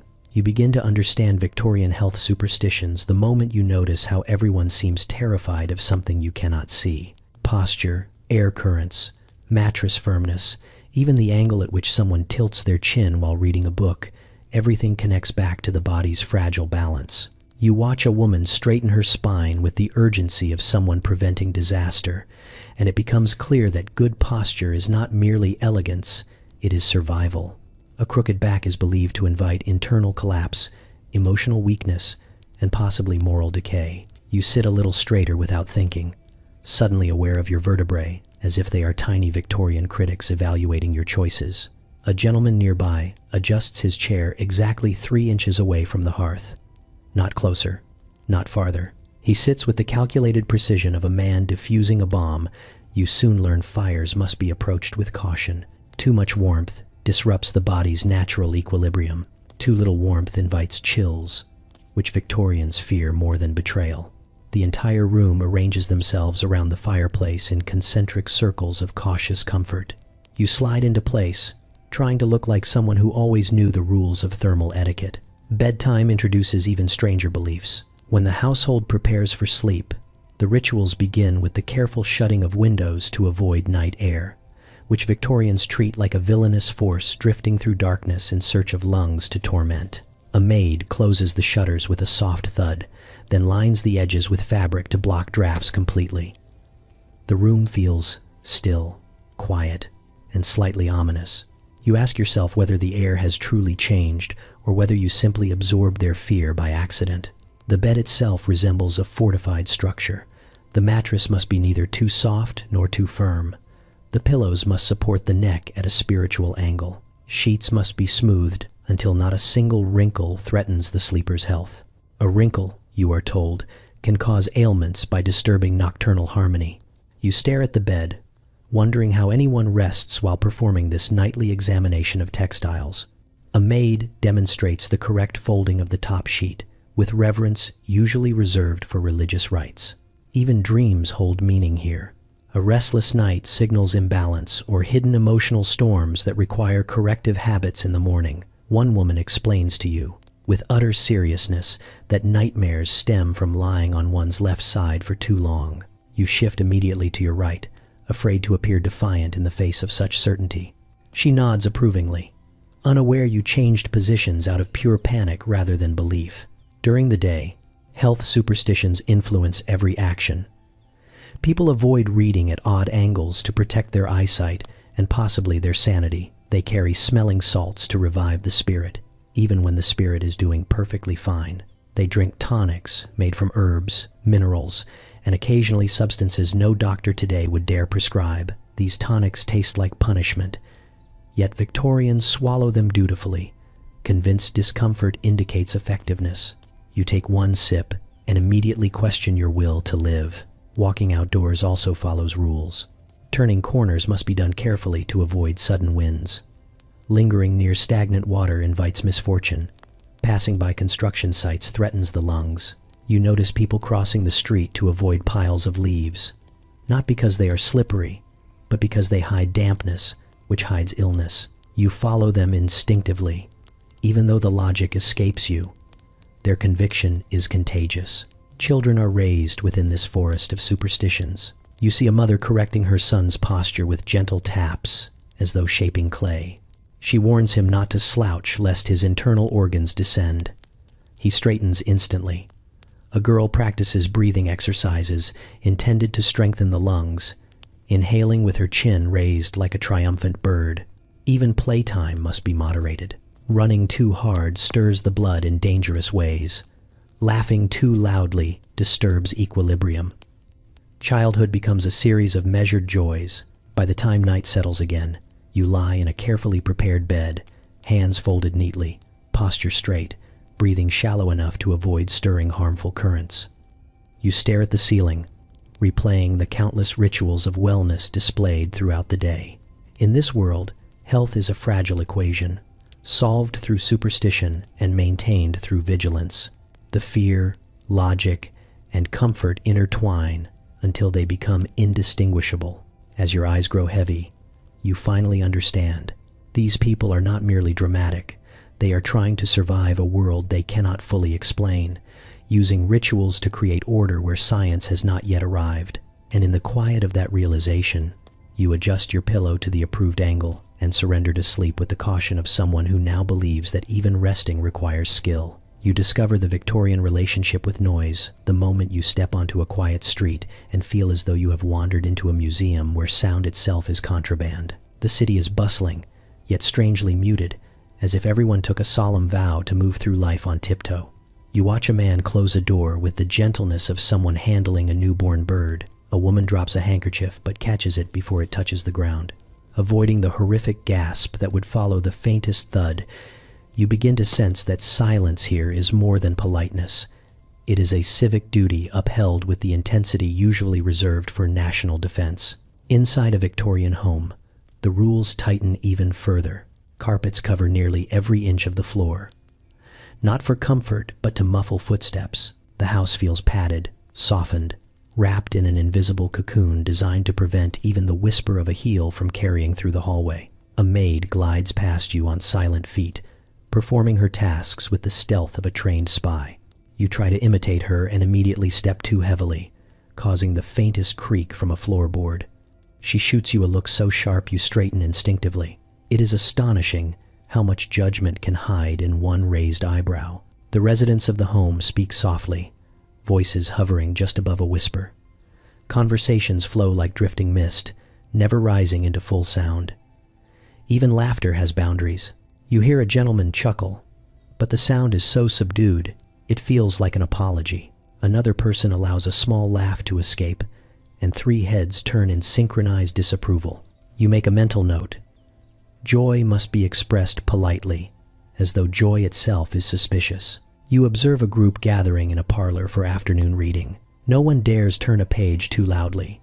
Paper rustles carefully, precisely, as though disturbed parchment might summon catastrophe. A woman nearby sets down her teacup, ensuring the saucer accepts it without a single clink. The effort would seem exaggerated, if not for the collective look of relief that spreads through the room when the cup lands silently. You marvel at their ability to transform mundane gestures into quiet performances.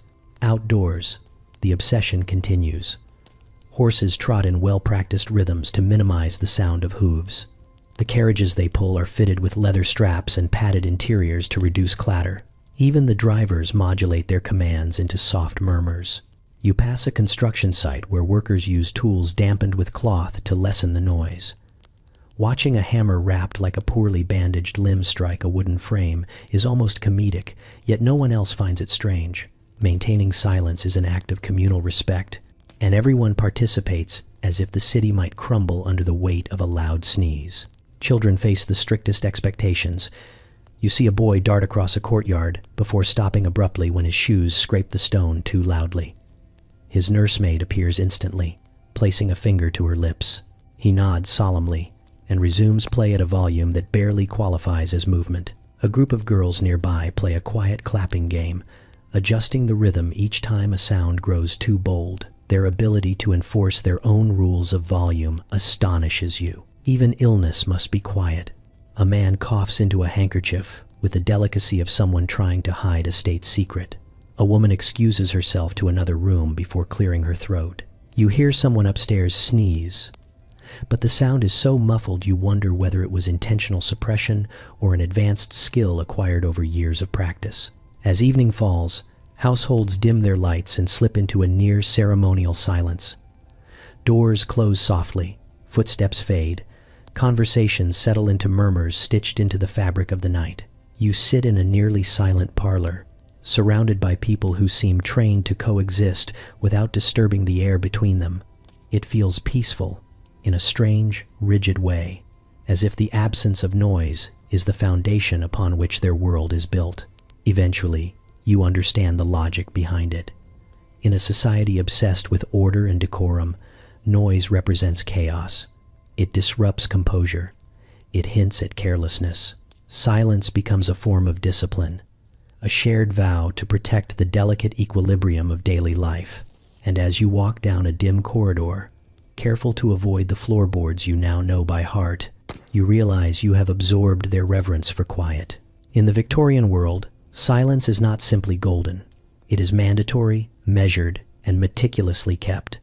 A civic duty everyone performs with unwavering devotion. You learn the rules surrounding Victorian children the moment you encounter a small cluster of them in a garden, playing with the careful restraint of actors in a morality play. Their movements are gentle, their voices soft, and their expressions diligently curated to reflect innocence so pure it feels curated. You stand at a distance, watching them jump rope with steps so tidy, you suspect the rope itself has memorized the rhythm expected of it. Childhood here is not wild. It is managed, sculpted, and constantly supervised by adults who behave as though innocence is a fragile mineral that will crumble if handled improperly. A governess stands nearby, posture impeccable, gaze alert. She observes the children with the intensity of someone guarding a priceless artifact. Every time a child laughs too loudly, she clears her throat softly. The laughter dissolves into polite warmth. When a boy begins to run, she lifts a gloved finger, and he immediately slows to a careful trot, as though speed poses a philosophical threat. You wonder if she has ever raised her voice. Probably not. Victorian authority whispers, and somehow that makes it terrifying. You approach cautiously, hoping not to disrupt the atmosphere. A little girl in ribbons glances at you, then glances away, practicing the modesty expected of her. Her dress is pristine, layered, and restrictive, designed to preserve her innocence physically as much as socially. She kneels to pick up a fallen flower but hesitates before touching the dirt. Contact with anything considered unrefined requires supervision. You watch her wait patiently until the governess nods permission, allowing her a moment of carefully sanctioned spontaneity. Inside the home, the regulations grow even more intricate. Children must remain upstairs during adult gatherings unless summoned for display, at which point they descend with ceremonial politeness. A boy demonstrates this for you, walking into the parlor with the stiffness of someone balancing a book on his head.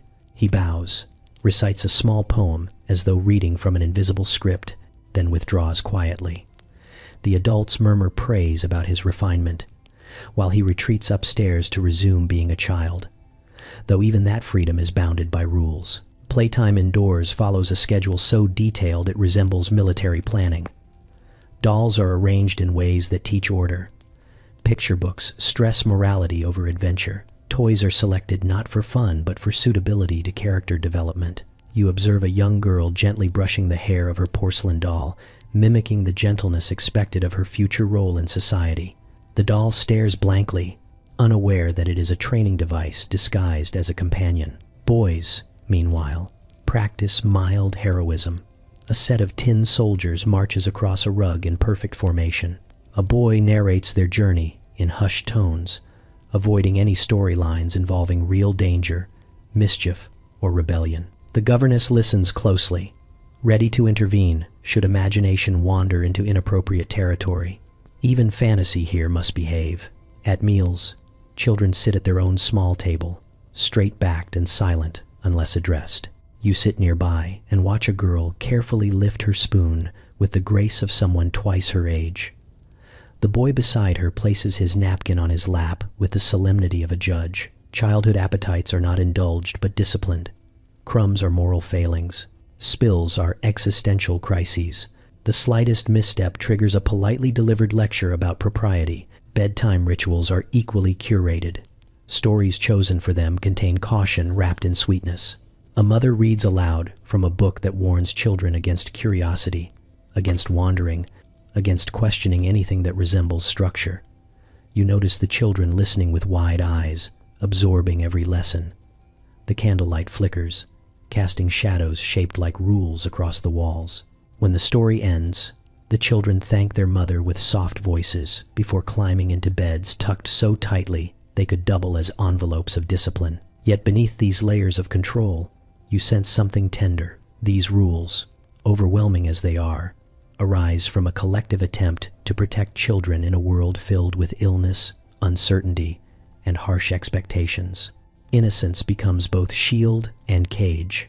The adults worry that exposure to anything too real, too early, might shatter the fragile glow surrounding childhood, so they preserve it with rituals, silence, and supervision. As you watch a little boy fold his hands before sleep, you realize the Victorian notion of innocence is less about purity and more about preservation. They wrap their children in etiquette the way others wrap them in blankets, hoping the world cannot reach inside. You step quietly out of the room, careful not to disturb the delicate equilibrium. In this world, childhood is not a wild garden. It is a carefully tended greenhouse, where every leaf grows under watchful eyes, and every moment of wonder must be politely approved. You learn the Victorian rules surrounding servants the moment you enter a well-appointed home, and notice that every task, every movement, every whisper seems to happen by magic. A tray appears beside you without sound. A candle is lit the instant the room dims. A coat is taken from your shoulders before you finish removing your second sleeve. You turn, expecting to thank someone, but the servant has already disappeared, absorbed into the house like a shadow obeying choreography. No one teaches outsiders. It is then you realize something peculiar. Servants here are expected to be invisible, and the people they serve work tirelessly to pretend that invisibility is perfectly natural. At breakfast, this invisible performance becomes unmistakable. You sit at a table where a silver pot of tea appears the moment your cup is empty. No one acknowledges the person who filled it. A maid glides past like a breeze, adjusting plates and picking up crumbs before they even settle. The family continues their conversation without pausing, without glancing toward her, as if the room itself possesses intelligence and initiative. You try to show appreciation with a smile, but she averts her gaze quickly, not out of coldness but because her role forbids the exchange. To be seen is to interrupt the machinery of propriety. You soon understand that servants must master the art of presence without presence. They move through corridors on softened feet, avoiding loud steps and unnecessary noise. You hear one clearing a fireplace with quick, precise motions, stopping the moment a family member approaches. She steps back into a shadowed alcove, allowing them to pass as though she were never there. You feel a strange pull in your chest, a mix of admiration and discomfort, watching human beings hide themselves so thoroughly for the comfort of others. Downstairs, the rules shift. The servants' quarters pulse with life. Laughter bubbles in the kitchen, boots thump against wooden floors, copper pans clang with unapologetic purpose. Here, invisibility is unnecessary. Stories are exchanged with animated gestures. Even gossip is spoken in full color. You step into the warmth of this world and feel the contrast immediately.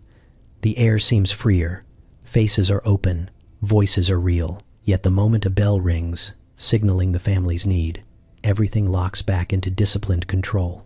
The kitchen quiets, the laughter dims.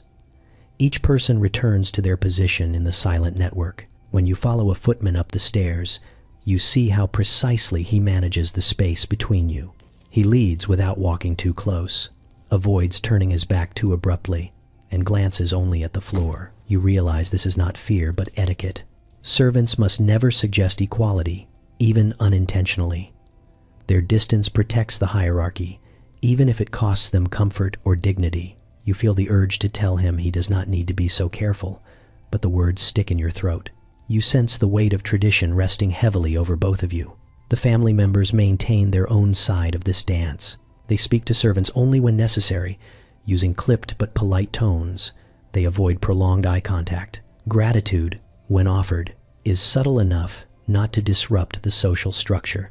You witness a gentleman thank his valet with a barely perceptible nod, the kind one might give a particularly efficient clock. The valet accepts it with the correct combination of humility and pride. You marvel at the precision of these interactions, so rehearsed they no longer appear human. One afternoon, you see a servant accidentally break the boundary. A maid carries a tray into the parlor and momentarily meets the eyes of a guest. It happens so fast you almost miss it, but you catch the flicker of panic. She lowers her gaze immediately. Withdrawing with such haste, it seems she fears she has shattered the delicate fabric of the universe. The guest glances at the hostess, unsure whether to react, and the hostess smooths the moment with a calm smile. Silence absorbs the mistake. You sit frozen, realizing how fragile the illusion truly is. Yet beneath this rigid etiquette lies a hidden truth. Servants are the keepers of the household's secrets. They see everything, hear everything, know everything. They understand the family's routines better than the family does. They navigate the home like its nervous system. Their invisibility protects not just the household's dignity, but its privacy. And though no one acknowledges it openly, the family depends on them completely. By evening, you have learned to recognize the signals. A distant bell, a faint footstep, a brief rustle of fabric, each marking the movement of someone weaving through the house like a spirit. You sit quietly, watching as a servant tends to the lamps, passing so close you feel the air shift. She never meets your eyes, but you sense her awareness of every person in the room. As night settles, you understand why the etiquette exists. It keeps the social order from unraveling. It maintains peace through distance. It transforms a household into a machine of rituals and illusions. Yet you cannot escape the feeling that the invisible people hold the true shape of the home. In the Victorian world, servants move unseen, yet everything depends on them. Their invisibility is an expectation, a rule, a quiet burden, and an art mastered through endless practice. And as you watch one slip silently through a doorway, leaving the faint scent of lavender and effort behind, you realize you will never look at silence the same way again. You step into the parlor expecting warmth, chatter, perhaps even a plate of biscuits. But instead you find yourself in a chamber arranged with the precision of a political summit. Every chair is placed exactly where it must be, at angles calculated to promote conversation without encouraging too much of it. Sunlight filters through lace curtains in a way that feels both welcoming and slightly accusatory. You have barely crossed the threshold when you realize you are not merely visiting, You are performing. The hostess rises, gliding toward you with a practiced smile that communicates three things at once: delight at your presence, anxiety that you might stay too long, and a quiet evaluation of your posture, attire, and breathing patterns. You attempt a friendly greeting, but she responds with a phrase so formal it sounds like she spent all morning polishing it. You sense immediately that every syllable uttered in this room is weighed like gold dust. You take a seat and quickly learn that choosing the wrong chair carries consequences. The seat by the window suggests arrogance. The one closest to the hostess implies clinginess. The farthest seat makes you look aloof. You hover awkwardly before settling into a perfectly neutral location, hoping you have not inadvertently declared war on anyone's expectations. Even the sofa cushions feel tense, as if they too are trying their best to follow etiquette and avoid making noise. Tea arrives, and the room shifts into its second phase of negotiation. The hostess offers refreshments with the same solemnity that diplomats offer treaties. You must decline once, accept the second offer, and never ever reach spontaneously for anything on the table. A biscuit may be within easy reach, but touching it prematurely would break the delicate choreography. It sits there watching you, taunting you, daring you to ruin your social standing with a single impulsive gesture. Conversation unfolds like a fragile map you are terrified to fold incorrectly. You speak cautiously, aware that every topic is a field of hidden traps. Politics are forbidden. Illness is taboo unless someone else brings it up with the appropriate preface. Money is unspeakable. Personal opinions must be delivered gently, as though wrapped in silk and surrounded by disclaimers. Your words must drift like the steam rising from your teacup, forming shapes that dissolve before they inconvenience anyone. As the parlor fills with polite exchanges, you marvel at the emotional stamina required to survive such visits. You watch two guests navigate a discussion about the weather as if they are negotiating a ceasefire. One mentions rain with a tone of grave concern. The other nods solemnly, countering with a remark about the unpredictability of seasonal breezes. It is all very dramatic, though no one raises their voice or changes their expression. You sip your tea and realize you are witnessing a full-scale performance where nothing and everything is happening at once. The hostess manages the room like a conductor, ensuring each person speaks in turn. She subtly redirects conversations away from danger, laughs at the appropriate volume, and pretends not to notice when a guest's comment veers dangerously close to enthusiasm. Emotion must be moderated, filtered, and converted into something palatable. Any display beyond mild amusement is considered reckless. You imagine she spends hours after such gatherings lying on a chaise lounge, recovering from the sheer exertion of keeping the atmosphere delicately balanced. Soon, you realize that leaving the parlor requires as much strategy as entering it. You cannot simply stand and announce your departure. That would signal impatience or, worse, boredom. Instead, you must provide subtle cues. You shift gently in your seat. You mention the time without sounding rushed. You praise the tea with a tone that suggests deep gratitude and faint sorrow at the necessity of leaving. Only then does the hostess rise, granting you the permission you did not realize you were seeking. As you step toward the hallway, you sense the odd satisfaction that everyone feels when a visit concludes without disaster. The hostess beams, relieved that you followed the ritual correctly. The other guests nod politely, already preparing for the next round of carefully managed small talk. You walk outside and inhale deeply, filling your lungs with air that feels suspiciously freer. Only once you are beyond the garden gate do you fully understand what you just survived. A social visit here is not casual or spontaneous. It is a carefully orchestrated exchange where emotions are softened, words are polished, and everyone works tirelessly to preserve harmony. You look back at the quiet parlor window and almost admire the dedication required to maintain such delicate order. Victorian visits may appear gentle, polite, and refined, but beneath the lace and tea trays, you now recognize something else entirely. Diplomacy, strategy, a silent agreement to keep chaos outside the door. And as you walk away, you feel a strange mix of accomplishment and exhaustion, as if you have just participated in a treaty signing disguised as an afternoon chat. You awaken the next morning, believing you have begun to understand Victorian society, only to discover that you have yet to encounter the most exhausting realm of all. Gender expectations hang over the landscape like fog, thick enough to obscure the street and heavy enough to press on your lungs. Everything here, from posture to hobbies to the angle at which one tilts a hat, carries meaning far beyond your comprehension. You step outside and instantly feel the weight of invisible instructions settling onto your shoulders, as if the air itself is reminding you that you are expected to perform a certain identity with unwavering accuracy. You watch women glide down the street in gowns that defy physics, their steps slow and deliberate, as though they are moving through water rather than air. Behind them trails the expectation that they must be gentle, pleasant, ornamental, and perpetually calm. Their faces remain serene even as corsets cinch their ribs into submission and their skirts threaten to sweep innocent bystanders into the gutter. You imagine the quiet internal fortitude required to maintain elegance while your entire torso is being squeezed like dough being prepared for baking. Yet the Victorians consider this dignity and discipline not a daily battle for oxygen. Men, meanwhile, stride with purpose, their expressions set into careful neutrality. They must be firm without seeming cruel, intelligent without appearing arrogant, and emotional only when discussing topics deemed appropriate, which appears to be limited to the weather and the price of coal. You note that the ideal Victorian man is expected to project strength at all times, even while silently panicking about how expensive mustache wax has become. Any flicker of vulnerability is considered suspicious, as though admitting feelings might cause the entire empire to crumble. The pressure to conform radiates from every direction.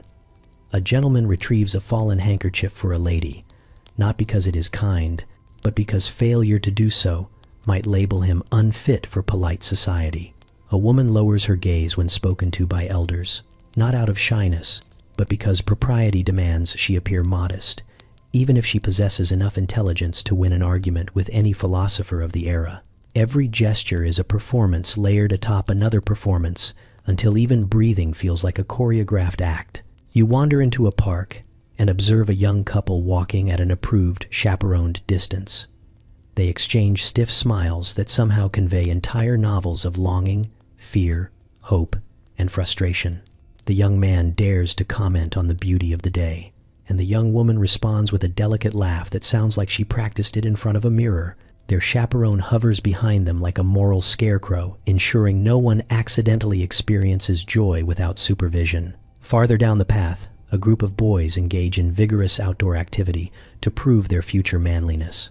Their games are supposed to develop strength, character, and all the qualities required to run an empire, but half of them look like they would rather sit down with a book. One boy hesitates before joining a race, and his friend's glare reminds him that expressing reluctance is not an approved masculine trait. He sprints forward, face filled with determination and mild terror, because the alternative is social exile at age 10. You retreat indoors, thinking the rules might loosen within private walls, but the parlor holds its own iron script. Women are expected to embroider, read acceptable literature, and maintain an air of pleasant refinement. Men are encouraged to discuss business or philosophy, always with the correct level of seriousness. If anyone speaks with too much enthusiasm, the room shifts uncomfortably, as if passion itself is an uninvited guest. You begin to understand why spiritual exhaustion seems woven into the wallpaper. These expectations demand constant vigilance, the kind monks reserve for divine instruction. You imagine saints observing Victorian society and deciding that this level of restraint requires supernatural patience. Every moment is a test, every word a potential misstep, and every gesture an opportunity to accidentally reveal too much humanity. By the time you step outside again, you feel as if you have lived 3 separate lives in a single day. You straighten your posture, adjust your clothing, and attempt to blend in, knowing full well the standards here would strain even the most disciplined soul. Victorian gender expectations are not simply rules. They are a lifelong endurance trial disguised as grace. You learn the Victorian rules of emotion the moment you witness a woman receive a letter whose contents clearly shake her, yet her expression barely changes. Her fingers tremble for half a heartbeat before she composes herself, smoothing the lace at her cuff as if the fabric itself can anchor her. Emotion here is not denied. It is hidden carefully, folded into gestures so small they nearly vanish. You realize that lace is not decorative, it is camouflage. A gentleman sits across the room reading the newspaper with a frown so subtle it might be mistaken for concentration. The article clearly irritates him, yet the only evidence is the gentle tightening of his jaw, quickly covered by a sip of tea. Victorians treat emotion like contraband. It cannot disappear entirely, but it must be smuggled beneath layers of propriety. You watch him lower the paper, inhale slowly, and comment on the weather, because frustration must always exit the body disguised as politeness. You walk through the parlor and feel the emotional undercurrents shifting beneath the calm surface. People speak in measured tones, offering cordial smiles that act as masks for deeper stories. A young woman laughs lightly at a joke that is not particularly funny, but the sound carries an edge you detect only because you are learning to listen the way they do. Reading meaning not from volume but from vibration. Her laugh is cut short when she notices her mother watching. She adjusts her posture and smooths her skirt, sealing away whatever she nearly revealed. You soon discover that displays of affection are even more restrained. A couple stands near a bookshelf, close enough that you sense their connection, yet their hands never touch. Instead, the woman runs her fingertips along the spine of a novel, pausing at one title for a moment too long. The gentleman notices and smiles faintly. It is their version of a declaration. In another era, the gesture would seem insignificant. Here it feels daring, almost scandalous, as though she whispered a secret through the language of fingertips. The household transitions into afternoon tea, a ritual that seems calm on the surface, but offers endless opportunities for concealed emotion. A hostess pours tea with the delicacy of someone aware that her guests are studying every movement. A slight tremor might reveal anxiety. A too firmly placed cup might indicate anger. You watch one woman lift her teacup and hold it for a moment before sipping, her eyes focused on the swirling liquid as though steadying herself. Only the faintest tightening of her knuckles betrays the storm beneath her composure. Grief is the most carefully choreographed emotion of all. You witness a widow entering the room, dressed in somber fabric softened by lace so intricate it looks like cobwebs spun from sorrow. Her face remains calm, but her clothing carries the weight of her feelings. Every fold, every shade, every stitch communicates what her expression cannot. She speaks gently, thanks people graciously, and maintains her posture even when her voice falters. The lace at her collar seems to flutter slightly, as though breathing for her whenever her composure wavers. Children absorb these rules with astonishing speed. A little girl trips over a step, catches herself, and instantly checks whether anyone noticed. She lifts her chin, brushing her dress as though dusting off not just dirt, but evidence of distress. A boy receives mild scolding but keeps his expression still, eyes steady even as disappointment flickers through them. You feel a pang of sympathy, realizing that even childhood must bow to the etiquette of emotional disguise. Later that evening, music drifts through the drawing room as someone plays a soft melody on the piano. The notes feel tender, almost wistful, and you finally understand that music becomes the one safe place where Victorians allow their emotions to escape. The pianist's fingers linger on certain keys, adding subtle flourishes that speak louder than any words she could offer aloud. The room listens politely, but beneath the calm faces, you sense shared understanding. Music is their loophole, their breath of honesty. As the day winds down, you find yourself standing near a window, watching a woman straighten a lace curtain with unnecessary care. Her fingers pause for just a moment, catching in the pattern as though she is grounding herself. That pause speaks more loudly than any confession. In this world, vulnerability lives in the smallest spaces, the brief hesitations, the quiet movements that reveal everything without saying anything. By the time night settles, you have learned that emotion here is not weaker for being hidden. It is stronger, pressured, distilled. It shimmers beneath lace, behind smiles, within lowered gazes, rapping gently against the walls built to contain it. And as you walk away from the parlor, you understand that expressing feeling openly would indeed be bold. Not because emotion is forbidden, but because revealing it means stepping momentarily beyond the protective veil that everyone else works so hard to maintain. You step outside the house expecting a simple walk, but the moment your shoes meet the street, you realize you have entered a stage where every person is both performer and audience. Victorians live beneath the constant gaze of public morality, a gaze so powerful it shapes posture, expression, and even the rhythm of footsteps. You walk slowly at first, trying to understand the invisible script everyone else seems to follow. People glide with purpose yet avoid appearing rushed. Their faces remain calm, even when carts rattle past or a child darts too close to a puddle. Daily life here feels less like living and more like rehearsing a play that never ends. A woman passes you carrying a basket of flowers, her back straight, her chin lifted, each step measured. She smiles politely, the kind of smile crafted for strangers, gentle and bright without revealing anything real. Her gloves are immaculate, not because she expects admiration, but because public morality demands visible purity. You sense she has spent her entire life training for moments like this one, where simply walking down a street becomes a demonstration of character. You notice a man ahead of you pause before entering a shop. He fixes his coat, adjusts his hat, smooths his hair, all in one fluid motion. Not a single thread is allowed to appear relaxed. Clothing must communicate virtue, restraint, and respectability. His expression shifts into something neutral yet pleasant, as though he is preparing for an important meeting rather than buying a loaf of bread. When he steps inside, he bows slightly to the shopkeeper, careful to show courtesy without warmth. Warmth can be misinterpreted. Everything can be misinterpreted. Public greetings unfold like choreography. You witness two neighbors acknowledge each other with nods that contain the exact proportions of friendliness and distance. A nod too deep implies eagerness. One too shallow hints at judgment. Their brief exchange of pleasantries lasts only a few seconds. Yet both carry themselves as if the conversation will be documented by unseen scribes. You find yourself adjusting your posture again, worried you might be failing at this strange test simply by existing too casually. Spending time in the town square reveals even more layers of this performance. Children play under watchful eyes, chasing one another without shouting too loudly or laughing too wildly. Their joy must remain refined, curated to reflect their upbringing.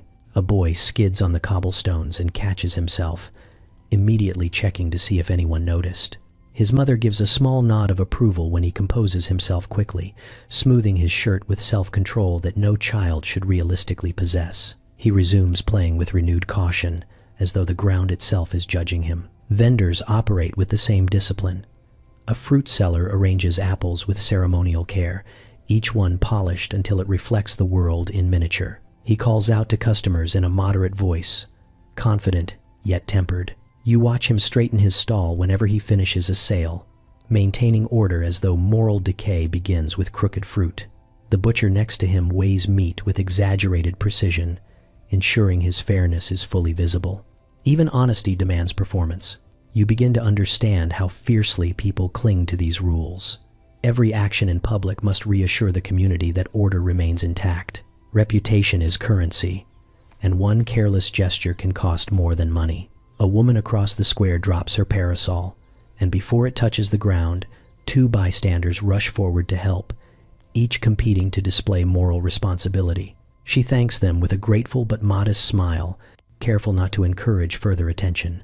The moment ends, everyone resumes their roles, and the parasol incident becomes another thread woven into the daily tapestry of public virtue. At a nearby cafe, patrons sit at small tables sipping tea with such quiet elegance that even stirring sugar seems ceremonial. You join them, lifting your cup with newfound awareness, hoping not to clink porcelain against porcelain. The conversations around you drift like soft fog, topics chosen for safety rather than substance. No gossip that could damage reputations. No complaints that might reveal frustration.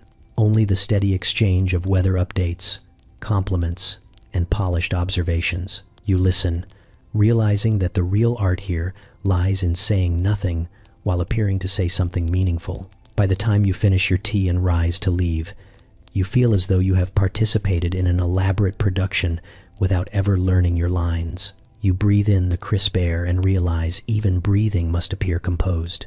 Victorians believed that morality is witnessed through demeanor long before it is witnessed through deeds. Public life becomes a continuous expression of virtue, a performance designed to reassure one another that society is still holding itself upright, even when the world feels uncertain. As you walk away from the bustling square, the truth settles gently over you. In the Victorian world, morality is not private. It is displayed, practiced, and perfected until it becomes indistinguishable from daily routine. Every moment is a small stage, every gesture a message, every expression a promise, and you cannot help but wonder how anyone manages to carry such a burden with grace, day after day, beneath the quiet, relentless gaze of the world. You step into the heart of the Victorian city expecting refinement to stretch from one end of the street to the other, only to find that elegance and squalor sit side by side like mismatched neighbors forced into an awkward friendship. Your first glimpse is lovely enough. Gas lamps glow softly along polished avenues where ladies in silk glide toward carriages, their movements calm and deliberate. The cobblestones beneath them glisten as if they have been washed for the occasion. Everything feels orderly, composed, and pleasantly theatrical. Then you take 3 more steps and the illusion shatters.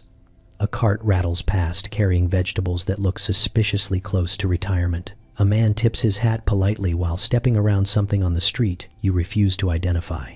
The contrast hits you with such force that you pause, trying to reconcile the contradictory worlds pressed together in this single, restless city.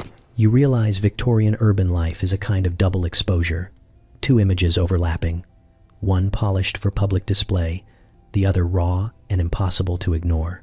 A well-dressed woman passes you, holding a lace handkerchief delicately to her nose as she navigates the shifting bouquet of coal smoke, horse manure, and overworked humanity. Her posture is perfect, her expression serene, but her steps grow faster as she approaches a corner where a group of boys shout and dart between puddles. She does not acknowledge them, yet she adjusts her pace with the precision of someone who has learned how to glide past the rough edges without letting them cling to her hems. Further along the street, gentlemen cluster outside a club, discussing business with the solemnity of statesmen.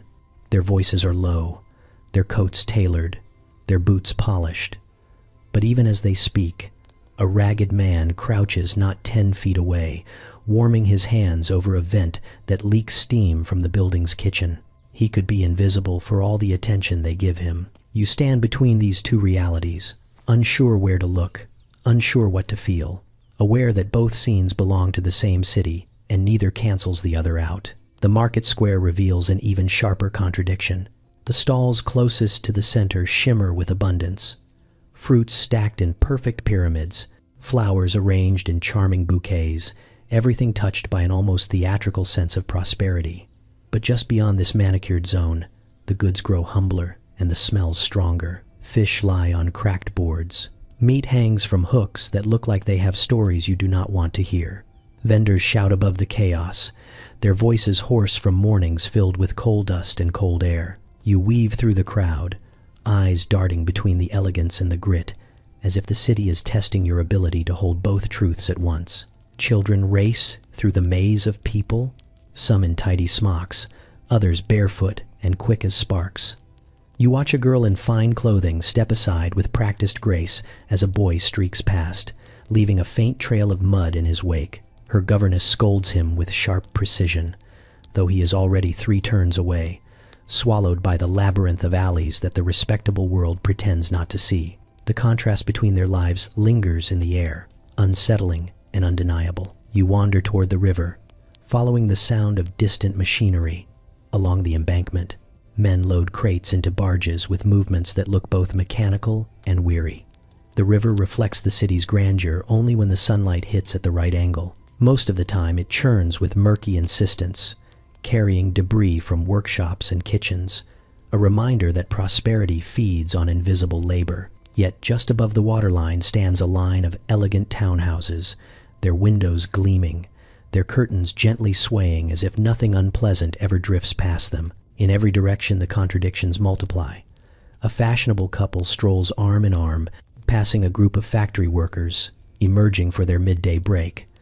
A waiter escorts a gentleman into a cafe, where violin music drifts through the doorway, while a child sits outside on the curb eating crusts of bread.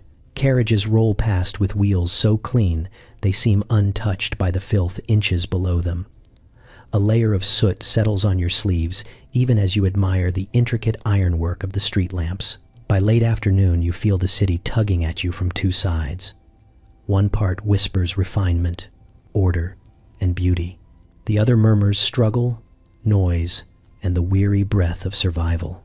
You sense that Victorians navigate this duality daily, smoothing their gloves and straightening their hats while stepping carefully over reminders that elegance is only one half of their world. As the sun sinks and lamps flicker awake, the city transforms again, shadows softening the rough edges, glow illuminating the polished ones. For a brief moment, the contradictions blur into something strangely harmonious. But beneath the surface, both realities remain, pulsing in rhythm with the restless streets. You leave the riverbank knowing you have not fully grasped the city. Perhaps no one does. Victorian urban life is a constant negotiation between what wants to be seen and what must be endured. A place where elegance and squalor live so close together they almost learn to share a heartbeat. You learn the true power of Victorian newspapers the moment you see a crowd gather at a street corner. Not because anything dramatic has happened, but because the morning edition has arrived. The paperboy shouts headlines with theatrical flair, waving a stack of thin, gray sheets that seem far too flimsy to hold so much influence. Yet people rush toward him as if he is distributing keys to the city. You watch hands snatch papers, coins clatter, voices rise, and suddenly the entire street bends toward the printed word like flowers turning toward the sun, or perhaps toward a storm. It is hard to tell. You buy a copy and scan the first page. The articles drift between politics, scandal, and curious tales meant to stir imaginations. Facts appear beside exaggerated reports, the truth nestled somewhere in the middle like a pearl buried in sand. Still, everyone reads with fierce devotion. A gentleman beside you adjusts his spectacles and murmurs to himself, his eyebrows climbing higher with every paragraph. You sense that whatever the paper prints will ripple through the city before noon, reshaping opinions and reputations with alarming speed. As you continue walking, you notice clusters of readers forming organically, each group functioning as an impromptu gossip mill. One woman points at a small column detailing a minor social misstep made at a recent dinner party. The way she speaks, you would think the offender committed an act of treason. Her companion clucks her tongue disapprovingly, and within seconds the story mutates, gaining details never mentioned in the paper. You witness gossip evolve in real time, the transformation so swift it would impress even seasoned storytellers. You turn a corner and find a tea shop buzzing with chatter. Newspapers lie scattered across tables like a second course. Patrons sip delicately while dissecting every snippet of printed drama. A gentleman folds his paper with a sigh, then announces that a well-known merchant may be facing financial trouble. His listeners react with hunger thinly disguised as concern. You realize these conversations serve as social currency. Knowing the latest news is less about information and more about positioning oneself on the correct side of public opinion. Outside, gossip travels even faster than the news. Two maids exchange hurried whispers over a garden wall. A coachman leans toward his passenger, sharing a rumor with the confidence of someone delivering essential truth. Even children repeat fragments of overheard adult conversations, sometimes blending them with imaginative embellishment that somehow makes their stories more believable. You marvel at how gossip does not simply move through the city. It thrives, multiplies, and adapts, surviving off the attention it is fed. Later in the day, you visit a parlor, where the air is thick with gentle voices and sharper intentions. Women sit in a circle, each armed with a fan and a perfectly neutral expression. One begins to share a small anecdote that sounds harmless at first, but as she speaks, the undertone sharpens. A raised eyebrow here, a soft sigh there, and suddenly the anecdote becomes cautionary tale. You watch the others nod solemnly, their faces conveying sympathetic interest, even as their eyes glimmer with the thrill of knowing something others do not. Social survival here hinges on staying informed, and staying informed requires constant, careful listening. A gentleman in another corner reads from the newspaper aloud, emphasizing certain words as though testing their weight. His audience murmurs agreement. No one questions the source. Printed words hold undeniable authority. Once something appears in ink, it becomes part of the city's collective truth, Even if the truth was stretched thin to fit the column space, you sense a quiet desperation beneath the surface of these conversations, a need to remain on stable footing in a world where reputations shift with each edition. As the afternoon light dims, you find yourself in a quiet alley where an elderly man sits reading yesterday's newspaper. He folds it thoughtfully, as if remembering the stories it carried before new ones replaced them. The city changes quickly, he tells you, without looking up. And anyone who does not keep up risks being left behind. You recognize the exhaustion in his voice. For Victorians, news is not merely information. It is a lifeline, a guide, a warning. Gossip is the shadow trailing behind it, ready to strike at any misstep. By evening, the latest tidbits have permeated the town like scent in the air. Conversations everywhere feel sharpened, weighted, threaded with new implications. You sense how precarious social survival truly is. A single rumor can lift someone or ruin them. A misunderstood headline can spark days of cautious behavior.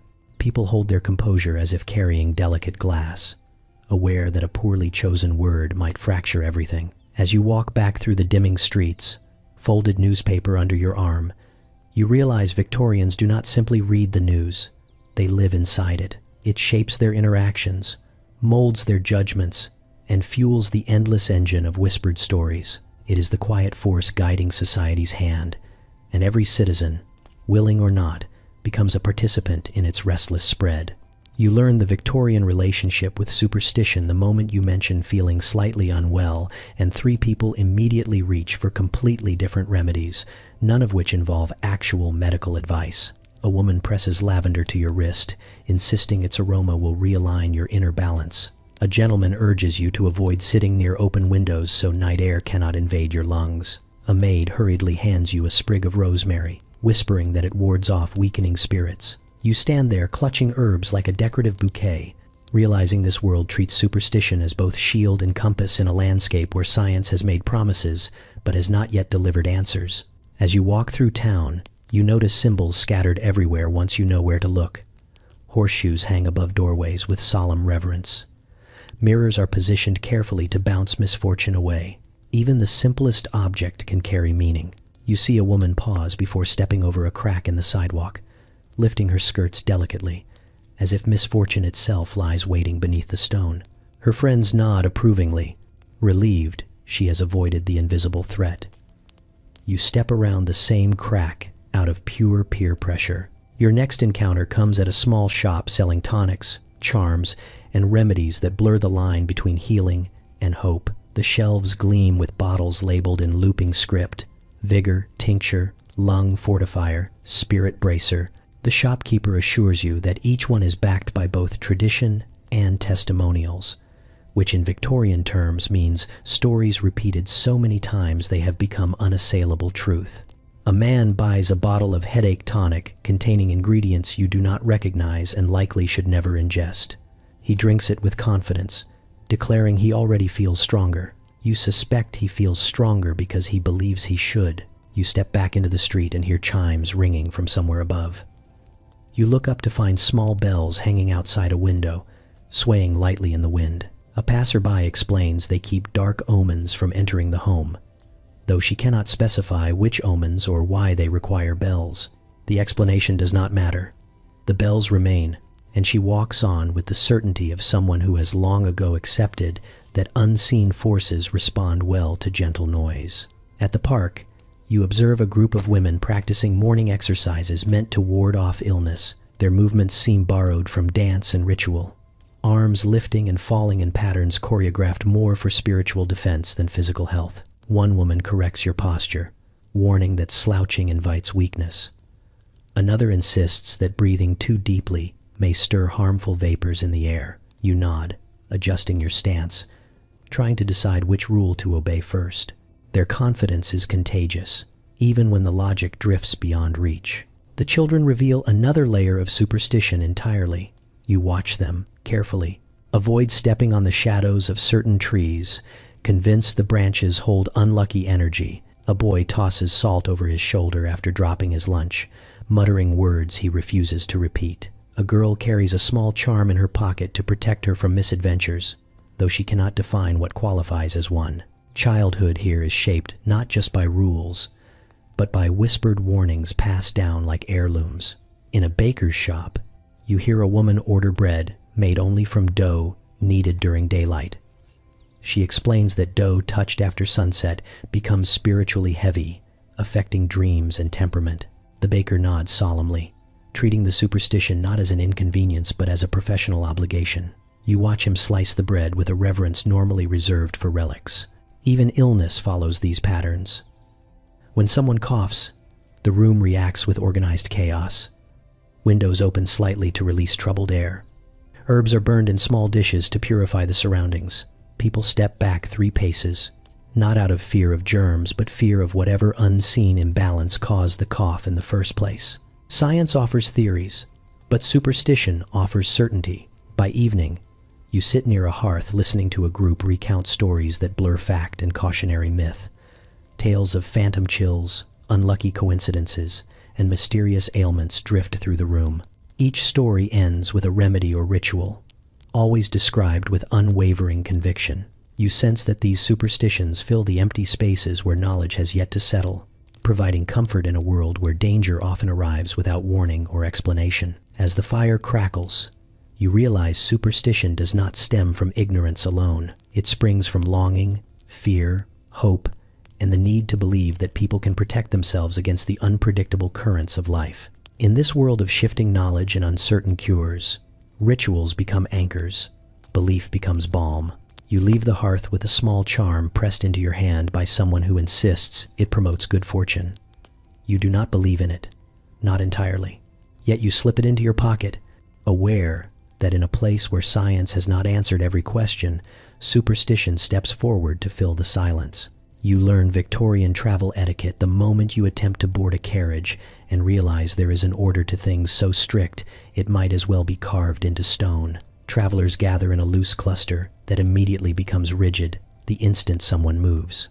A gentleman steps forward first, offering assistance to a woman whose expression suggests she is deeply accustomed to being assisted, whether she wants it or not. You hesitate, unsure where you fit in this hierarchy, until someone behind you clears their throat with the weight of centuries. You step aside, humbled by a rule you did not even know existed. Once on board, the etiquette tightens further. You sit with your back straight, hands placed neatly, trying to appear composed as the carriage jolts forward with all the grace of a determined mule. It becomes clear that discomfort is expected, endured, ignored. You glance around and observe that no one reacts to the bumps or rattling wheels. Victorians possess an uncanny ability to sit calmly through chaos, their expressions fixed in polite neutrality, as though acknowledging the roughness of the ride would be vulgar. A woman across from you lifts her parasol slightly to shield herself from a draft, careful not to disturb the man beside her. The man adjusts his coat with slow precision to avoid brushing against her sleeve. Every gesture is choreographed to preserve personal boundaries, which exist here even in cramped quarters.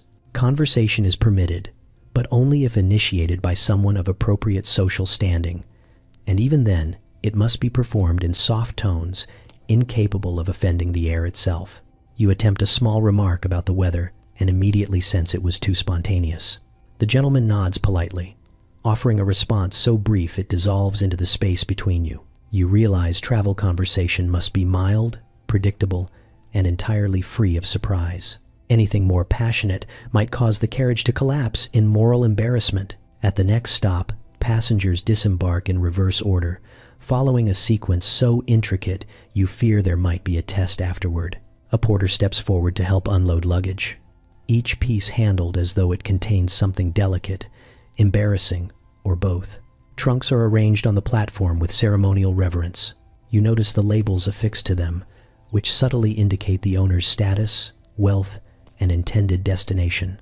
Even luggage participates in the performance. Boarding a train offers its own labyrinth of expectations. The platform teems with travelers, yet everyone moves with deliberate restraint. You watch as men remove their hats when speaking to women, as women lift their skirts just enough to avoid soot without revealing anything scandalous. A mother instructs her child not to run, not to shout, not to breathe too enthusiastically. The child nods solemnly, absorbing rules like a sponge absorbing water. Inside the train compartment, the world narrows into a small room where strangers must coexist with excruciating politeness. You choose a seat and instantly begin evaluating your posture again. Too relaxed and you seem uncultured. Too rigid and you seem anxious. You settle on cautious elegance, hands folded, ankles aligned, hoping no one will notice how unnatural this feels. As the train begins to move, the countryside blurs past the window, a patchwork of fields, chimneys, and distant hills. Passengers comment on the scenery only in approved phrases, praising the greenness of the fields or the tranquility of distant farms. You want to express genuine amazement at the speed of the train, but Victorians treat amazement as a childish indulgence. You nod along, adopting their tone of composed appreciation. Etiquette dictates that no one eat anything overly aromatic, and certainly nothing that might crunch loudly. A woman unwraps a small biscuit and takes microscopic bites, each one leaving no trace of sound. A man sips tea from a thermos, holding the cup close to his mouth to prevent sloshing. You become acutely aware of every breath you take, convinced it echoes through the compartment. When the train slows near a station, everyone prepares with ceremonial readiness. Bags are lifted calmly. Coats are buttoned. Hats are placed. No one rushes, yet everyone is somehow prepared at the same time. You follow suit, gripping your modest valise with the confidence of someone pretending they have rehearsed this moment. Stepping onto the platform, you feel the strange relief that comes from surviving a social ordeal without committing any visible errors. Travel, in the Victorian world, is not merely a journey from one place to another. It is a trial of character, endurance, and etiquette. Every mile requires discipline. Every moment is a quiet examination. As you continue down the platform, blending into the sea of composed travelers, you finally understand why Victorians treat travel with such seriousness. Between the rattling carriages, the stiff compartments, and the endless rules, the journey becomes a measure of one's ability to remain elegant despite every discomfort. And here, maintaining grace is not just etiquette, it is victory. You begin to understand the Victorian relationship with privacy, the moment you wake to the sound of footsteps passing your bedroom door, even though you are quite certain you did not ask anyone to be there.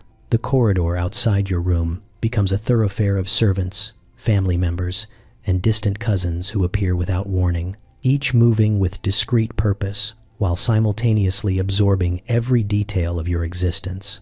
You sit up, blinking sleep from your eyes, and realize the concept of personal space here is less a right and more a polite fiction. Everyone pretends to respect while constantly violating. As you dress, you hear voices drifting through the walls, soft enough to sound accidental but clear enough to reveal that conversations are never truly private. Houses in this era are built like instruments, carrying sound along beams and floors until even a whisper becomes communal property. A woman in the next room sighs, and her maid responds before the sigh has even faded. A man 2 rooms away clears his throat, and someone asks if he is feeling unwell. You stand frozen, realizing that your own breathing is probably being cataloged and interpreted in real time. Descending the stairs, you pass through a hallway where letters sit, stacked neatly on a tray. The envelopes remain sealed, but their destinations have already been noted, their return addresses examined, and their weight silently judged. Mail is not just correspondence, it is evidence. A letter from a distant aunt suggests obligation. A letter from a gentleman suggests interest. A letter from an unfamiliar name sparks speculation so intense it could power a small town. Secrets shrink the moment ink touches paper. In the breakfast room, you take a seat while the family exchanges polite greetings layered with subtext. You sense immediately that everyone knows everything about everyone else. Not through explicit confession, but through the invisible network of whispers that binds the household. A sideways glance from an aunt tells you she has already heard about the book you were reading last night. A too kind smile from a cousin suggests she knows why you did not sleep well. You chew your toast slowly, wondering how much you revealed by merely existing in the same building. Stepping outside, you hope the open air will grant you freedom, but the city offers even less privacy. Neighbors stand at windows with the subtle intensity of seasoned observers. Shopkeepers greet you by name despite never having been introduced. Children playing in the street recite details about passers-by with eerie accuracy. You stop at a corner, feeling the weight of invisible eyes assessing where you came from, where you are going, and why you chose such an expression while walking there. In the market square, gossip flows like water, pooling around every stall. Vendors chat with customers while subtly sharing information about others nearby. A woman purchasing herbs becomes a story about her health. A man buying silk becomes a theory about his romantic prospects. You listen, fascinated and alarmed, as anecdotes swell into narratives that grow legs and sprint across the city. Secrets here do not stay buried. They barely stay seated. Afternoon tea in a friend's parlor reveals another truth. Even when conversations appear innocent, they often serve as excavations. A question about your day becomes a test. A compliment on your attire becomes an inquiry. A polite remark about your plans becomes a delicate attempt to extract more. You answer carefully, aware that too many details invite scrutiny, while too few provoke suspicion. You watch others navigate the same tightrope, offering smiles so practiced they might as well be uniforms. You retreat to the garden for solitude, but even nature cannot protect you.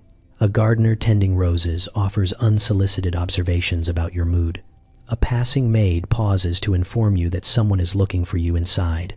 The breeze carries snippets of conversation from an open window, reminding you that isolation is a rare and fragile commodity. You breathe deeply, hoping the plants at least will not repeat what they witness, though you catch a rose swaying in a manner that feels judgmental. As evening falls, you witness a final confirmation. A family member confides in another, speaking quietly, emotions threading through the words.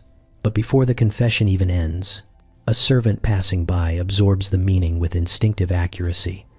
Within an hour, the entire household will feel the ripple. Secrets circulate with the efficiency of blood, sustaining social life even as they drain privacy from those who hold them. By the time you retire, you understand the truth. In the Victorian world, privacy is a luxury few can afford and even fewer can maintain. Walls are thin, windows are many, and people have turned observation into an art form. Secrets become stories, stories become judgments, and judgments become the fabric of daily life. You lie in bed, staring at the ceiling, accepting the unavoidable reality that here, nothing stays hidden for long. Not intentions, not feelings, not even the quiet thoughts you try to keep to yourself. In this era, secrets do not stay buried. They are unearthed, examined, and shared with the soft precision of a cultural ritual that no one questions, yet everyone practices with unwavering devotion. You notice the shift quietly at first, like a faint tremor beneath polished shoes and tightly laced corsets. Victorian rules, once so ironclad they felt woven into the air itself, begin to loosen their grip. You stand in a parlor filled with guests who do not realize they are witnessing the slow unraveling of their world. A young woman sits with her ankles crossed a little too casually. A gentleman voices an opinion with more enthusiasm than etiquette typically permits. No one gasps. No one faints. The room absorbs the breach like fabric stretching just slightly beyond its seam. You step outside, and the city greets you with new sounds, sharper and faster than the murmur of horse hooves you have grown accustomed to. A motor car rattles past, sputtering like an impatient creature, leaving a trail of fumes that makes pedestrians recoil. The driver sits upright, proud, reckless, and entirely uninterested in the old rules of decorum. He salutes no one, tips his hat to no one, and barrels onward as if the future has appointed him its advance scout. People stare, torn between horror and fascination. You can almost see the older gentlemen clutching their walking sticks as though bracing against an oncoming storm of progress. In a nearby cafe, you hear laughter not softened by Victorian restraint but released freely, lightly, as though shaped by a new era that cares more for authenticity than polished performance. Women sit at tables without chaperones, speaking with voices that carry just a little too far. They discuss ideas rather than weather, books rather than lace, ambitions rather than posture. Some men look uncomfortable, adjusting their collars as if they sense their monopoly on public conversation slipping away. You sip your tea and feel the room tilting, the ground shifting beneath the delicate architecture of long-standing rules. Newspapers grow thicker as modernity tightens its grip. Articles brim with inventions, theories, and debates that would once have been whispered cautiously behind closed doors. Electrical experiments, medical breakthroughs, machines capable of outworking entire factories of men. Each headline frays another thread of the old world view. You watch readers grapple with it, their eyes darting across the page with a mixture of awe and disbelief. Some cling to tradition with renewed fervor, insisting nothing truly needs to change. Others embrace the coming transformation so quickly it is a wonder they do not trip over their own optimism. On the streets, fashion begins to abandon the elaborate silhouettes that once defined elegance. Skirts narrow slightly, collars loosen, and fabrics shift toward practicality. You spot a woman walking briskly, her steps purposeful, unburdened by excessive layers. She moves with a freedom that would have scandalized her grandmother. A man nearby watches her with raised brows, unsure whether he is witnessing impropriety or evolution. The uncertainty lingers in the air, like the scent of a coming storm. Even the rigid boundaries of class begin to blur. You see wealthy families reading novels written by those who would once have been dismissed as social outsiders. You hear factory workers discussing political ideas that challenge the established order. You witness servants speaking a bit more boldly, their voices less muted, their presence slightly more acknowledged. It is subtle, but the shift is unmistakable. The invisible lines that once divided society begin to smudge under the weight of new thought. The parlor, once a sanctuary of propriety, now welcomes strangers with unusual occupations, travelers carrying stories from far corners of the world, artists whose ideas escape neat categorization. They speak passionately, almost rebelliously, testing the patience of older guests who sip their tea with the tight smiles of people holding on to the past by sheer will. You stand between these two worlds, sensing the fragile balance. The old rules do not shatter all at once. They peel away slowly, like wallpaper losing its ability to cling. As evening falls, gas lamps flicker beside newly installed electric lights, the two sources illuminating the street together in uneasy partnership. Children run past you without lowering their voices. A young couple walks unchaperoned, hands brushing with daring familiarity. A newspaper seller shouts headlines of scientific marvels that would have sounded like magic just years earlier. You walk home through a city that feels both ancient and newborn. The Victorian rules that once governed every gesture now drift like paper scraps carried by a rising wind. Some cling stubbornly to fences, refusing to release their hold. Others lift into the air and vanish. You realize you are watching a world in transition, caught between the comfort of order and the promise of change. Modernity creeps in not as a conqueror, but as a quiet, persistent whisper that grows louder each day, asking everyone to decide which rules still matter and which ones were only ever held together by fear and habit. You step back from the Victorian world as though emerging from a dense forest, blinking at the sudden clarity you did not realize you were missing. The air feels lighter outside their rules, as if you have slipped out of a corset you never actually wore, but somehow felt tightening all the same. You look over your shoulder at the era you just navigated, expecting to shake your head at the absurdity of it all. And you do. But then, beneath the absurdity, you sense something else lingering quietly, like the hum of a machine you only notice after it stops. You replay the rules in your mind, each one sharpened by memory. The agonizingly polite greetings, the choreographed walks, the rituals of tea, the rituals of breathing, the unspoken laws governing forks, hats, glances, letters, silence. All of it feels ludicrous now, almost theatrical in its intensity. Yet as you watch the Victorian world from this distance, you begin to understand why these rules existed, woven into every thread of daily life like a protective charm against chaos.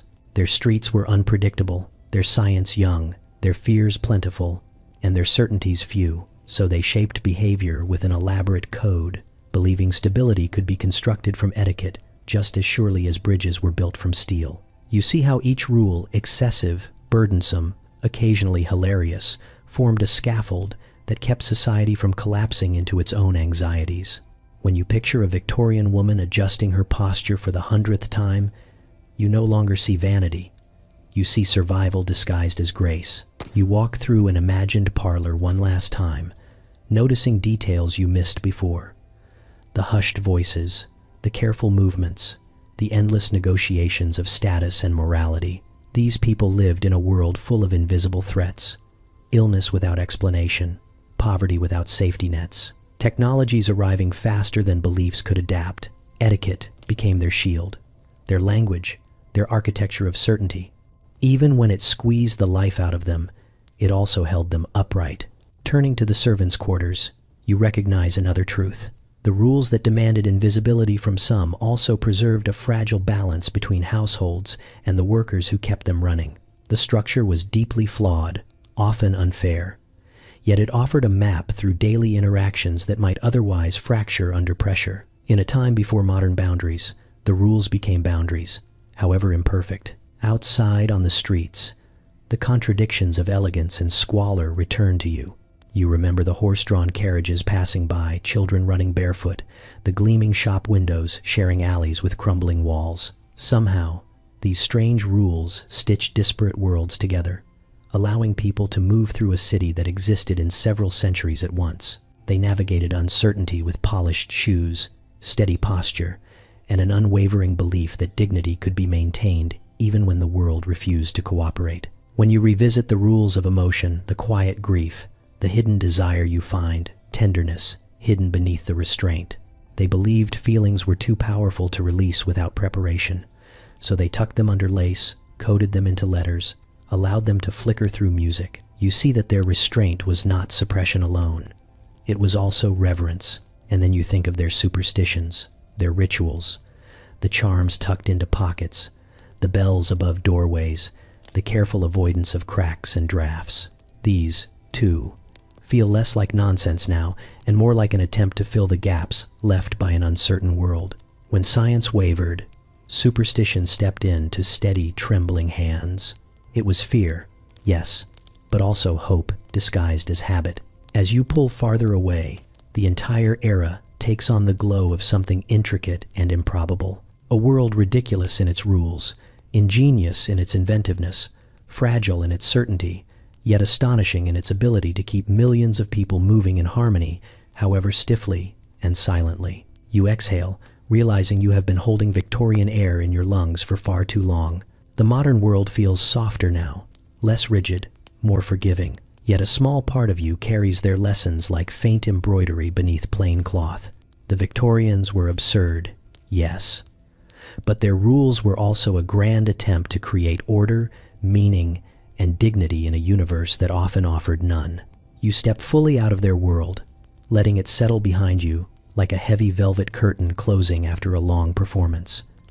And for the first time, you understand that the show was never just for appearances. It was how they managed to live it all.